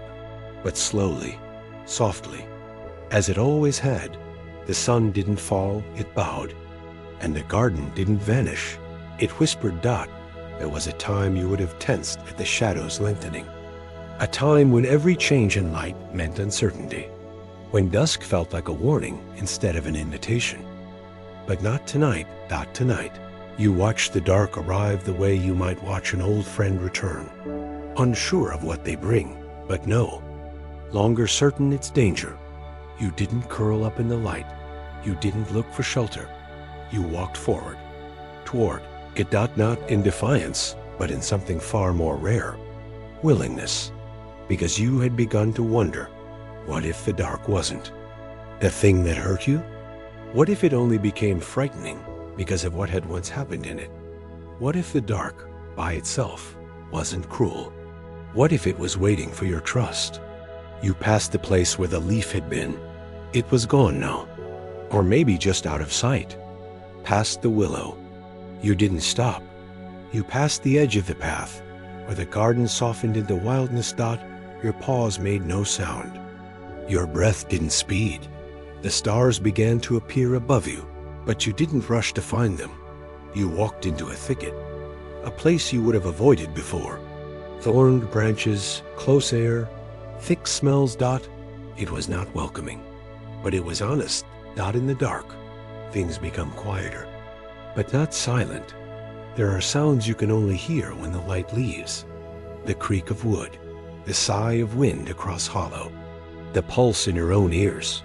These aren't noises of warning. They're just life. Life without the noise of worry layered over it. You stopped at a fallen log. It smelled of damp and time. You climbed onto it slowly and let yourself sit tall. You didn't crouch, didn't shrink. You let the dark see you, and nothing happened. No claw, no teeth, no chaos. Just your heartbeat, just the wind. Just the sense that you were, for the first time, not hiding from night, but sharing it. You remembered then how the dark once held pain, not because the dark brought it, but because others had used it. Yelling in the hallway, being left outside, the cold that crept in and stayed too long. The night had become a container for everything that had gone wrong, but tonight it became something else. Not a place of exile, not a curtain drawn over kindness, but a place where light didn't need to prove itself. A place where you could rest without performing safety, a place where your eyes adjusted and your body remembered. You belong here, too. You lay on the log, fur brushing moss, tail curled lightly around your side. The stars blinked, far above, not watching you, not judging. Just shining, as they always had. You blinked back, not in ritual, not in meaning. Just because your eyes were soft again. And in that softness, you realized something. The night hadn't changed. You had. And because you had, the night could be something new. Not the place you ran from, but the place you walked into and were met. There are names you learn to flinch from, and names you learn to answer to. Sometimes they are the same name, because when you are called with a voice that stings, you forget that the name was not the wound, only the echo that carried it. Forgot what it once sounded like when someone said your name softly, gently, with no agenda, no edge, no expectation. Just the sound of belonging spoken aloud. Tonight, you remembered. It didn't come all at once.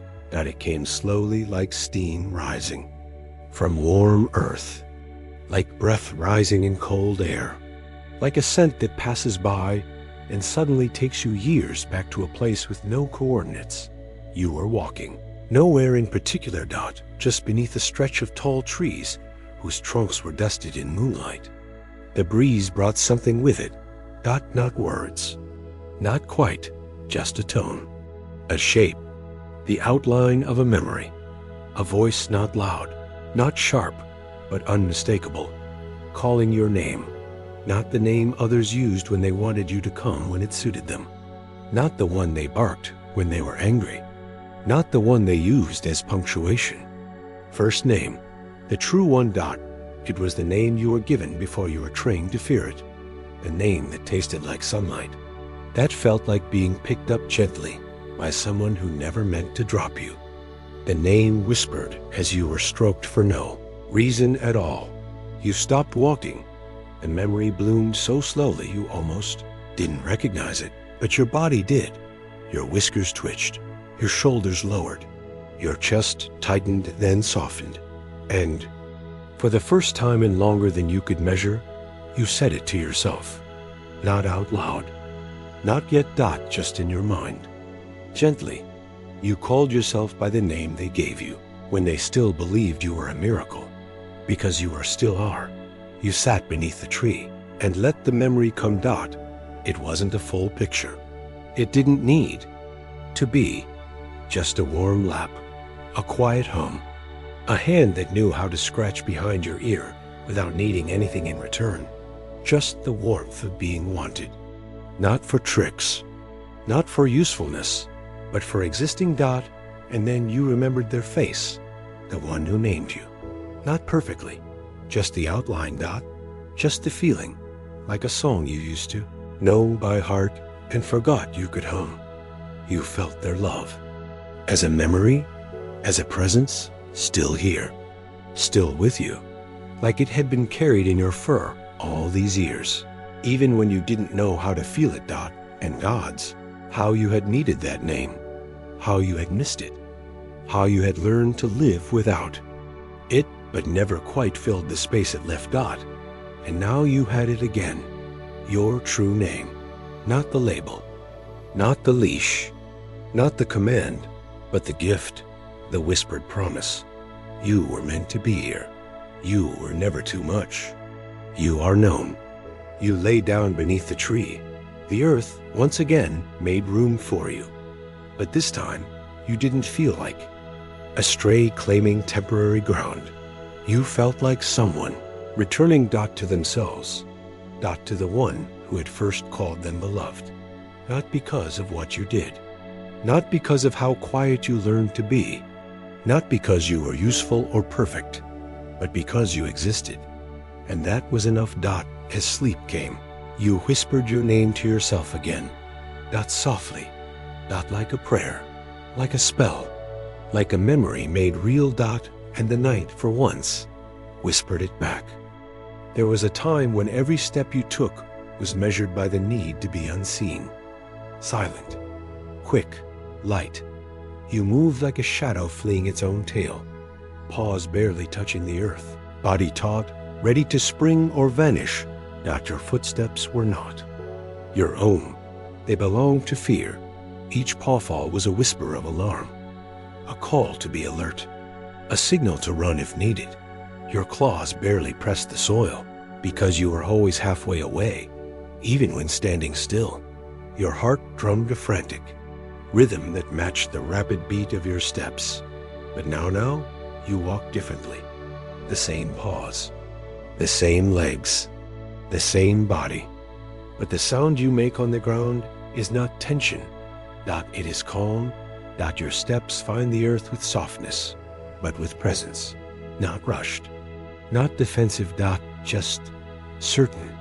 You are not trying to disappear. You are not trying to outrun anything. You are here. Dot, fully. Dot. You notice how the dirt gives slightly under your weight, how the moss cushions your pads. Dot, how the air hums quietly around you. You listen to the gentle crunch of leaves beneath your paws, a small percussion, not a warning. Your breathing matches the pace of your steps, steady, easy. Dot, no longer shallow or hurried. You remember the old rhythm, the way your body used to coil, the way your muscles tensed. Dot, the way your ears flicked, always searching. Dot, the way your tail twitched nervously. But you don't need that anymore. You have learned that safety is not a sprint. Dot, it is a walk in which you claim your space, not by speed or silence, but by the quiet confidence of being. You walk along the garden path. The moonlight paints silver edges on the leaves. You feel your paws press fully to the ground. You feel your spine lengthen. You feel your heart open. You step lightly, but you step true. Each pawfall is a beat of peace. Each movement a message. I am here. I am safe. I belong. And the earth receives your steps, not with threat, not with judgment. Dot, but with welcome. You think of all the places you once ran from. Dot, of all the moments you wished you could take back, of all the fear that once clung to you like fur. Realize now those fears do not define you. Steps do. The steps you choose to take now. You walk past the pond. You pause to watch your reflection. No longer just a flicker of fear in your eyes, but a calm, steady gaze. You see a cat who walks with the weight of their story, not carrying it like a burden, but wearing it like a cloak woven from every step taken toward healing. You take another step, and then another, and with each pawfall, you leave a quieter echo, a softer sound, a gentler rhythm. Your footsteps no longer echo fear, they echo peace, they echo presence, they echo home. There was a time when your purr was a language spoken for safety, a plea, a promise. You purred to calm others, to soften harsh eyes, to ease the tension in a room full of silence and waiting. Your purr was a shield, a tool, a whispered negotiation. But now, you purr differently. You purr because the wind carries your breath, because the warmth of the sun rests on your fur, because your heart beats steady in your chest. You purr just because. You lie curled in a patch of moonlight, soft and still, your eyes half closed. Your body relaxed. No fear tightening your ribs. No need to watch or wait. Only this moment. Only this gentle hum rising from deep within you. The sound is not loud. It is not demanding. It does not seek attention or reward. It is simply there. The steady pulse of life beneath your skin. Like the quiet thrum of earth turning. Like the slow, steady beat of peace. You think of all the times you held back your purr. Times you silenced your joy because it felt too dangerous, too vulnerable, too much. You remember the weight of quieting yourself to survive.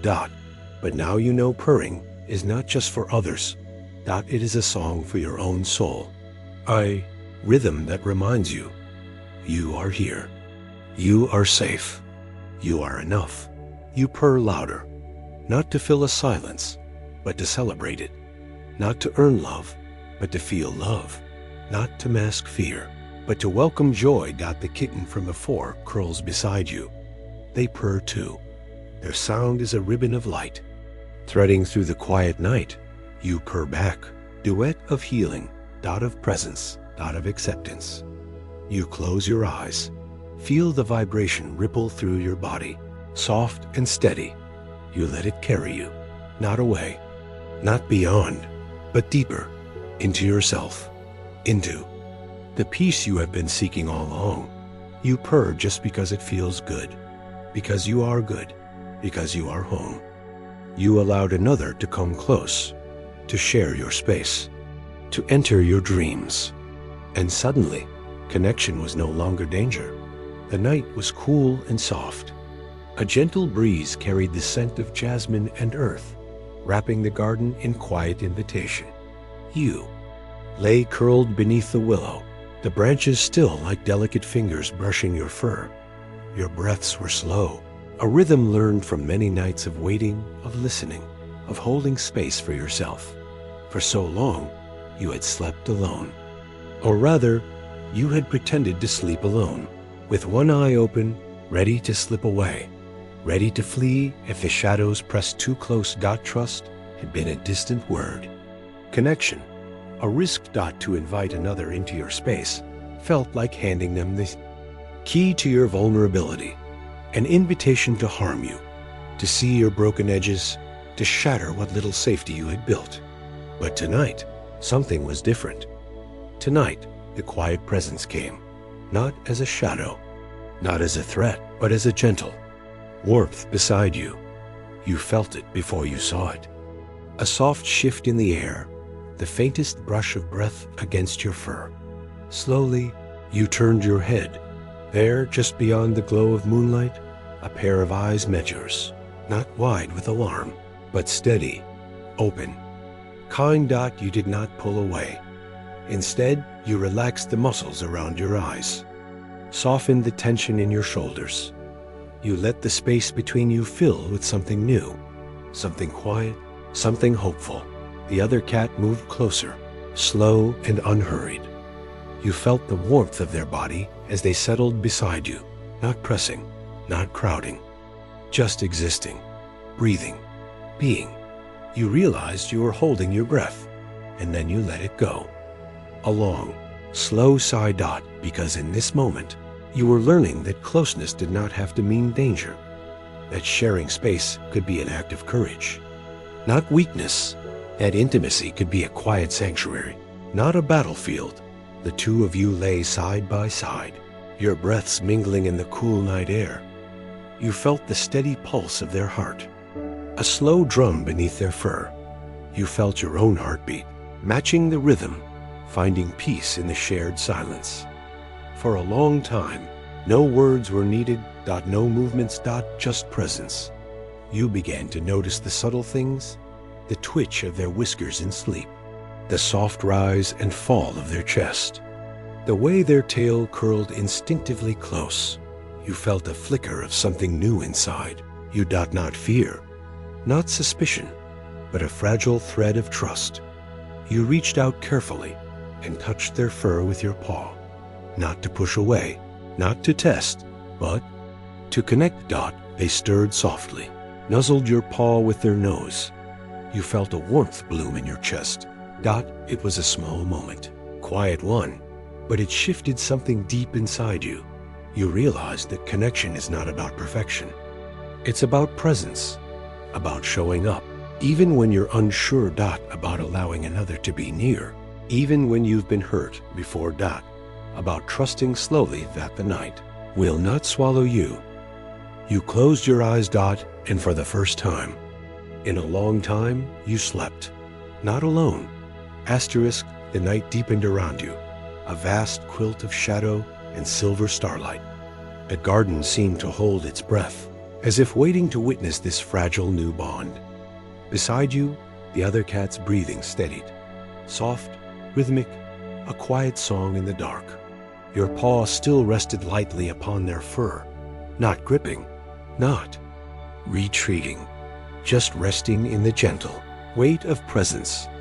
You realized how long it had been since you had allowed such closeness, since your body had not recoiled, since your heart had not guarded every inch of your skin and soul. In the stillness, memories flickered, snippets of warmth, whispers of kindness, moments of touch that had felt safe and true. You thought of the walls you had built, how thick they had grown, how high, and how exhausting it had been to carry those walls, brick by weary brick. Tonight, the walls softened. They did not crumble. They simply bowed. To allow light in, to allow space for something new.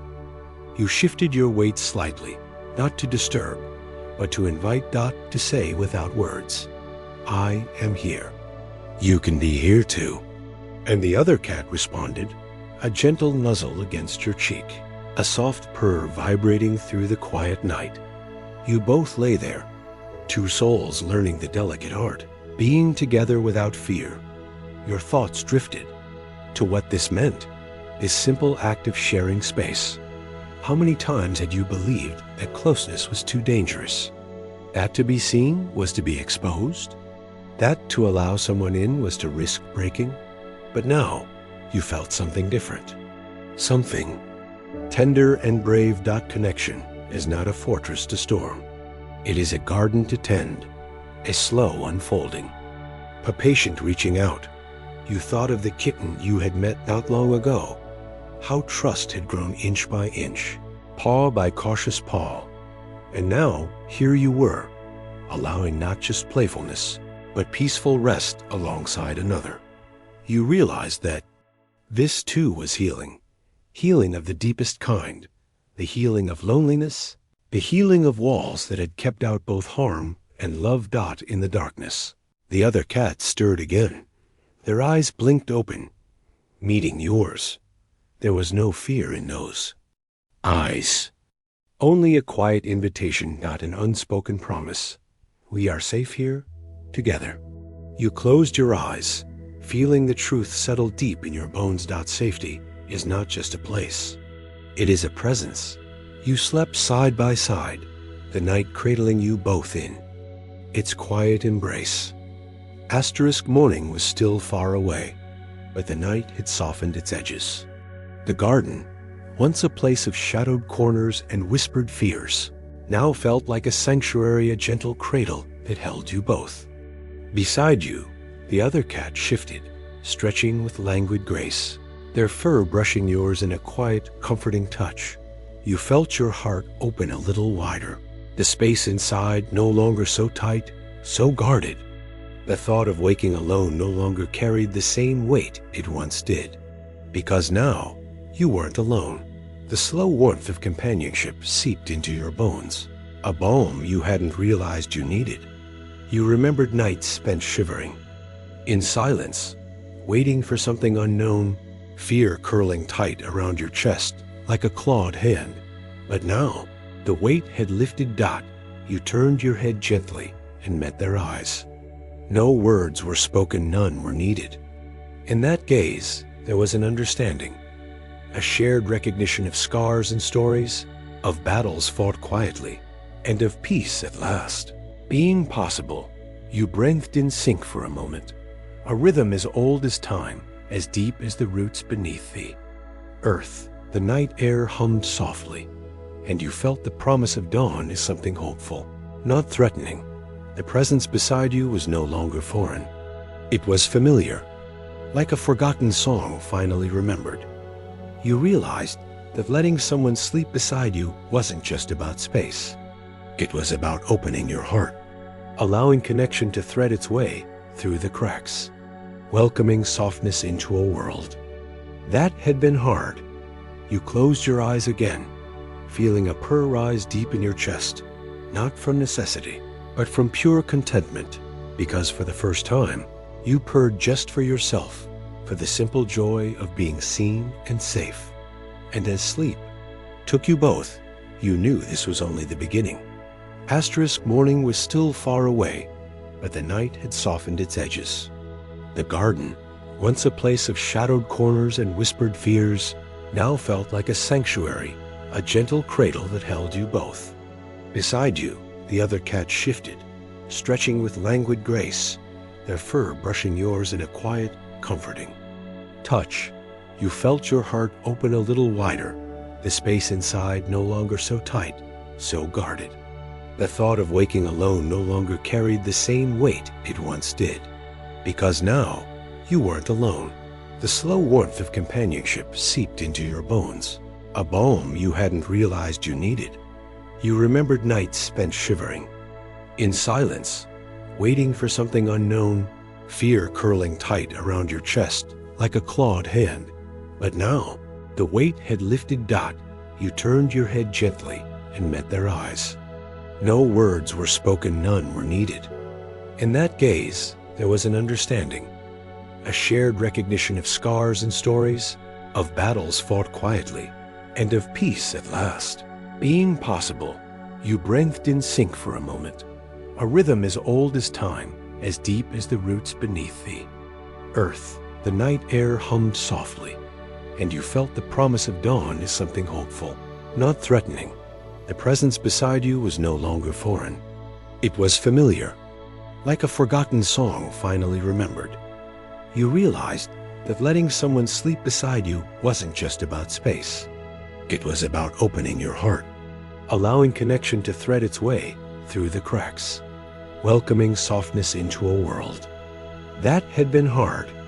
You closed your eyes again, feeling a purr rise deep in your chest, not from necessity, but from pure contentment, because for the first time, you purred just for yourself, for the simple joy of being seen and safe.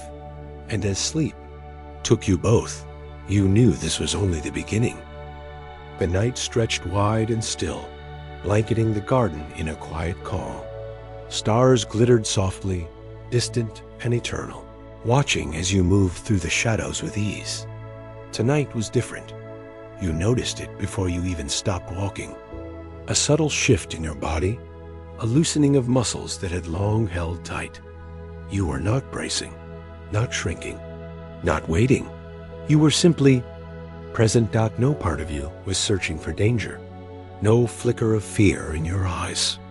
No need to retreat or defend. The night did not swallow you, nor did it threaten Dot. It simply was. You breathed deep, felt the cool air fill your lungs, the steady beat of your own heart, the soft touch of the earth beneath your paws. And with each breath, you realized something profound. You had forgotten to be afraid, Dot. It was not that fear had vanished completely. That would be impossible and not necessary. But it no longer ruled you, no longer shadowed every step, no longer defined your experience. You were free.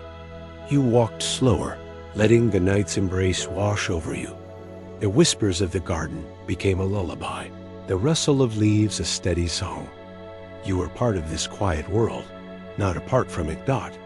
This moment, you discovered the sacred power of simply being without armor, without expectation, without fear. You rested beneath the open sky, feeling the stars like ancient friends. And you knew, this night, this breath, this soft stillness was a gift. Asterisk, the night held you like a cradle, soft and unwavering. Each breath you took was a quiet declaration, a gentle surrender to the present moment, where fear no longer had a foothold. You noticed how your paws touched the earth differently now, lighter yet grounded, not seeking escape, but rooted in calm. You didn't move to avoid shadows. Instead, you let them fall around you like a soft cloak, neither heavy nor threatening. Your eyes, once sharp and scanning, softened. They no longer darted from one potential danger to another. They lingered on the gentle sway of the trees, on the shimmering dance of fireflies, on the slow, deliberate steps of a night bird. You realized you were seeing the night in a new way, not as a place to fear, but as a place to be. There was an ancient wisdom in this realization, a knowing that had been buried beneath years of vigilance, beneath the weight of survival. Dot, it whispered to you through the rustling leaves, through the cool breeze brushing your fur, through the rhythmic chorus of crickets. You are safe. It said, you are here. You are enough. You allowed yourself to believe it, to feel it in your bones, to anchor it in your heart. The garden around you seemed to breathe with you, its pulse in sync with your own. You are no longer separate, no longer isolated. You are part of the vast, quiet whole. Dot, in that stillness, you heard a soft purring rise from deep within, not forced or guarded, but natural and free. A purr born not from fear or need, but from the pure joy of simply being alive. You stretched, feeling the length of your body extend without tension. You looked up at the sky, where stars blinked gently, and smiled without needing a reason. The night had not swallowed you. It had embraced you. And in that embrace, you found a freedom that was more than absence of fear. It was the presence of peace. Dot, as you settled down to rest, you knew this night would linger in you, a quiet light in times to come. A reminder that sometimes the bravest thing you can do is simply be. Asterisk, the night's stillness wrapped around you like a gentle shawl, each breath drawing you deeper into yourself. You realized how many nights had passed in shadowed vigilance, each moment spent anticipating threats, bracing for the unknown. But now you felt the space to simply exist, to surrender not to danger, but to the quiet rhythm of life unfolding. Your mind, often a restless sea of what-ifs, began to calm into a still pond, reflecting only the soft light of stars. You let your gaze soften, not seeking answers or paths, but resting in the fullness of this very moment. You remembered the weight of fear that had once lived like a second skin, tightening your chest, quickening your breath, making every sound a possible alarm. And yet here, in this perfect stillness, that weight seemed to dissolve, not erased, but transformed, like frost melting under the morning sun. You gave yourself permission to feel the absence of fear, not as emptiness, but as space for peace, for presence, for love. Your body relaxed fully for the first time in what felt like forever. Your paws stretched out without hesitation, your tail curled gently beside you, and your whiskers twitched with curiosity. Not alarm. The garden hummed quietly around you, a symphony of night sounds blending seamlessly, each one a note of life's quiet assurance. You let yourself become part of that symphony, no longer separate, no longer guarded, but an integral melody woven into the fabric of night. A gentle breeze brushed past, carrying the scent of jasmine and wet earth. You inhaled deeply, letting the fragrance fill your lungs and your heart. Thought of all the times you had run, hidden, tensed, afraid to be seen or touched. But tonight, you are neither running nor hiding. You were simply here, soft, open, present. Your eyes drifted closed as a quiet purring rose from your throat, a spontaneous song of gratitude and peace. You didn't purr to soothe others this time. You purred because it felt good. Because you were good. Because you had remembered how to rest in the quiet. The night watched over you like an old friend. Stars wheeled slowly overhead, silent guardians in the vast sky. You let yourself sink into sleep, feeling held, feeling whole. This was the night you forgot to be afraid. Not because fear was gone, but because you chose presence over panic. Not because you trusted the night and yourself. Because you finally believed you are safe. You are enough. You are home. The morning came slowly, gently, like a whisper rather than a shout. The garden stirred with light, shadows melting back into the folds of day.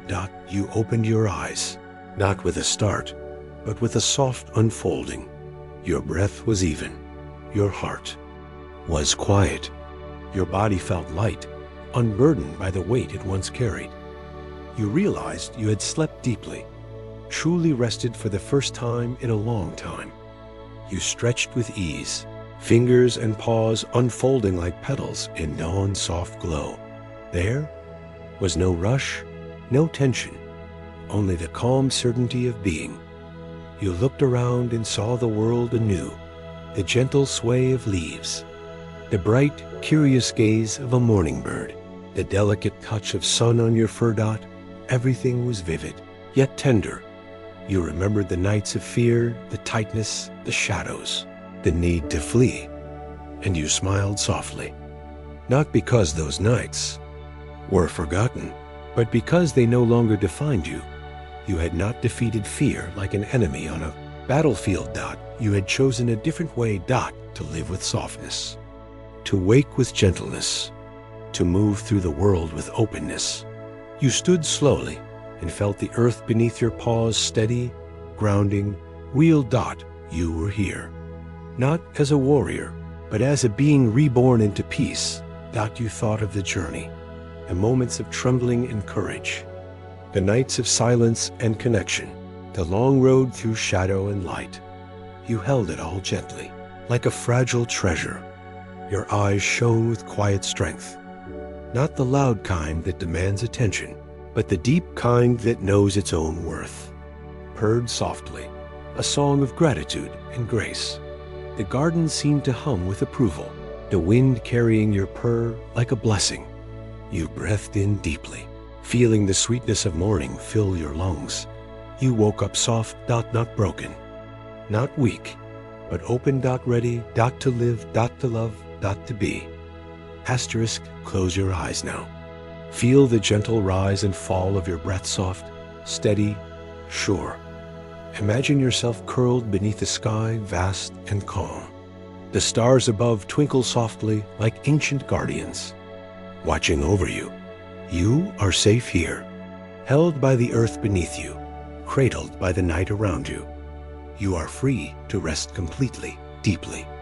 No need to guard, no need to rush. Your heart beats a quiet rhythm of peace, a song of courage, trust, and gentle awakening. Know that every step you have taken, every fear faced, every moment of surrender has brought you to this place of soft, open rest. And now you sleep, not to escape, but to heal, to grow, to dream, Let the quiet darkness carry you gently, whispering the promise of new mornings, filled with light and kindness. Sleep well. You are held. You are enough. You are home.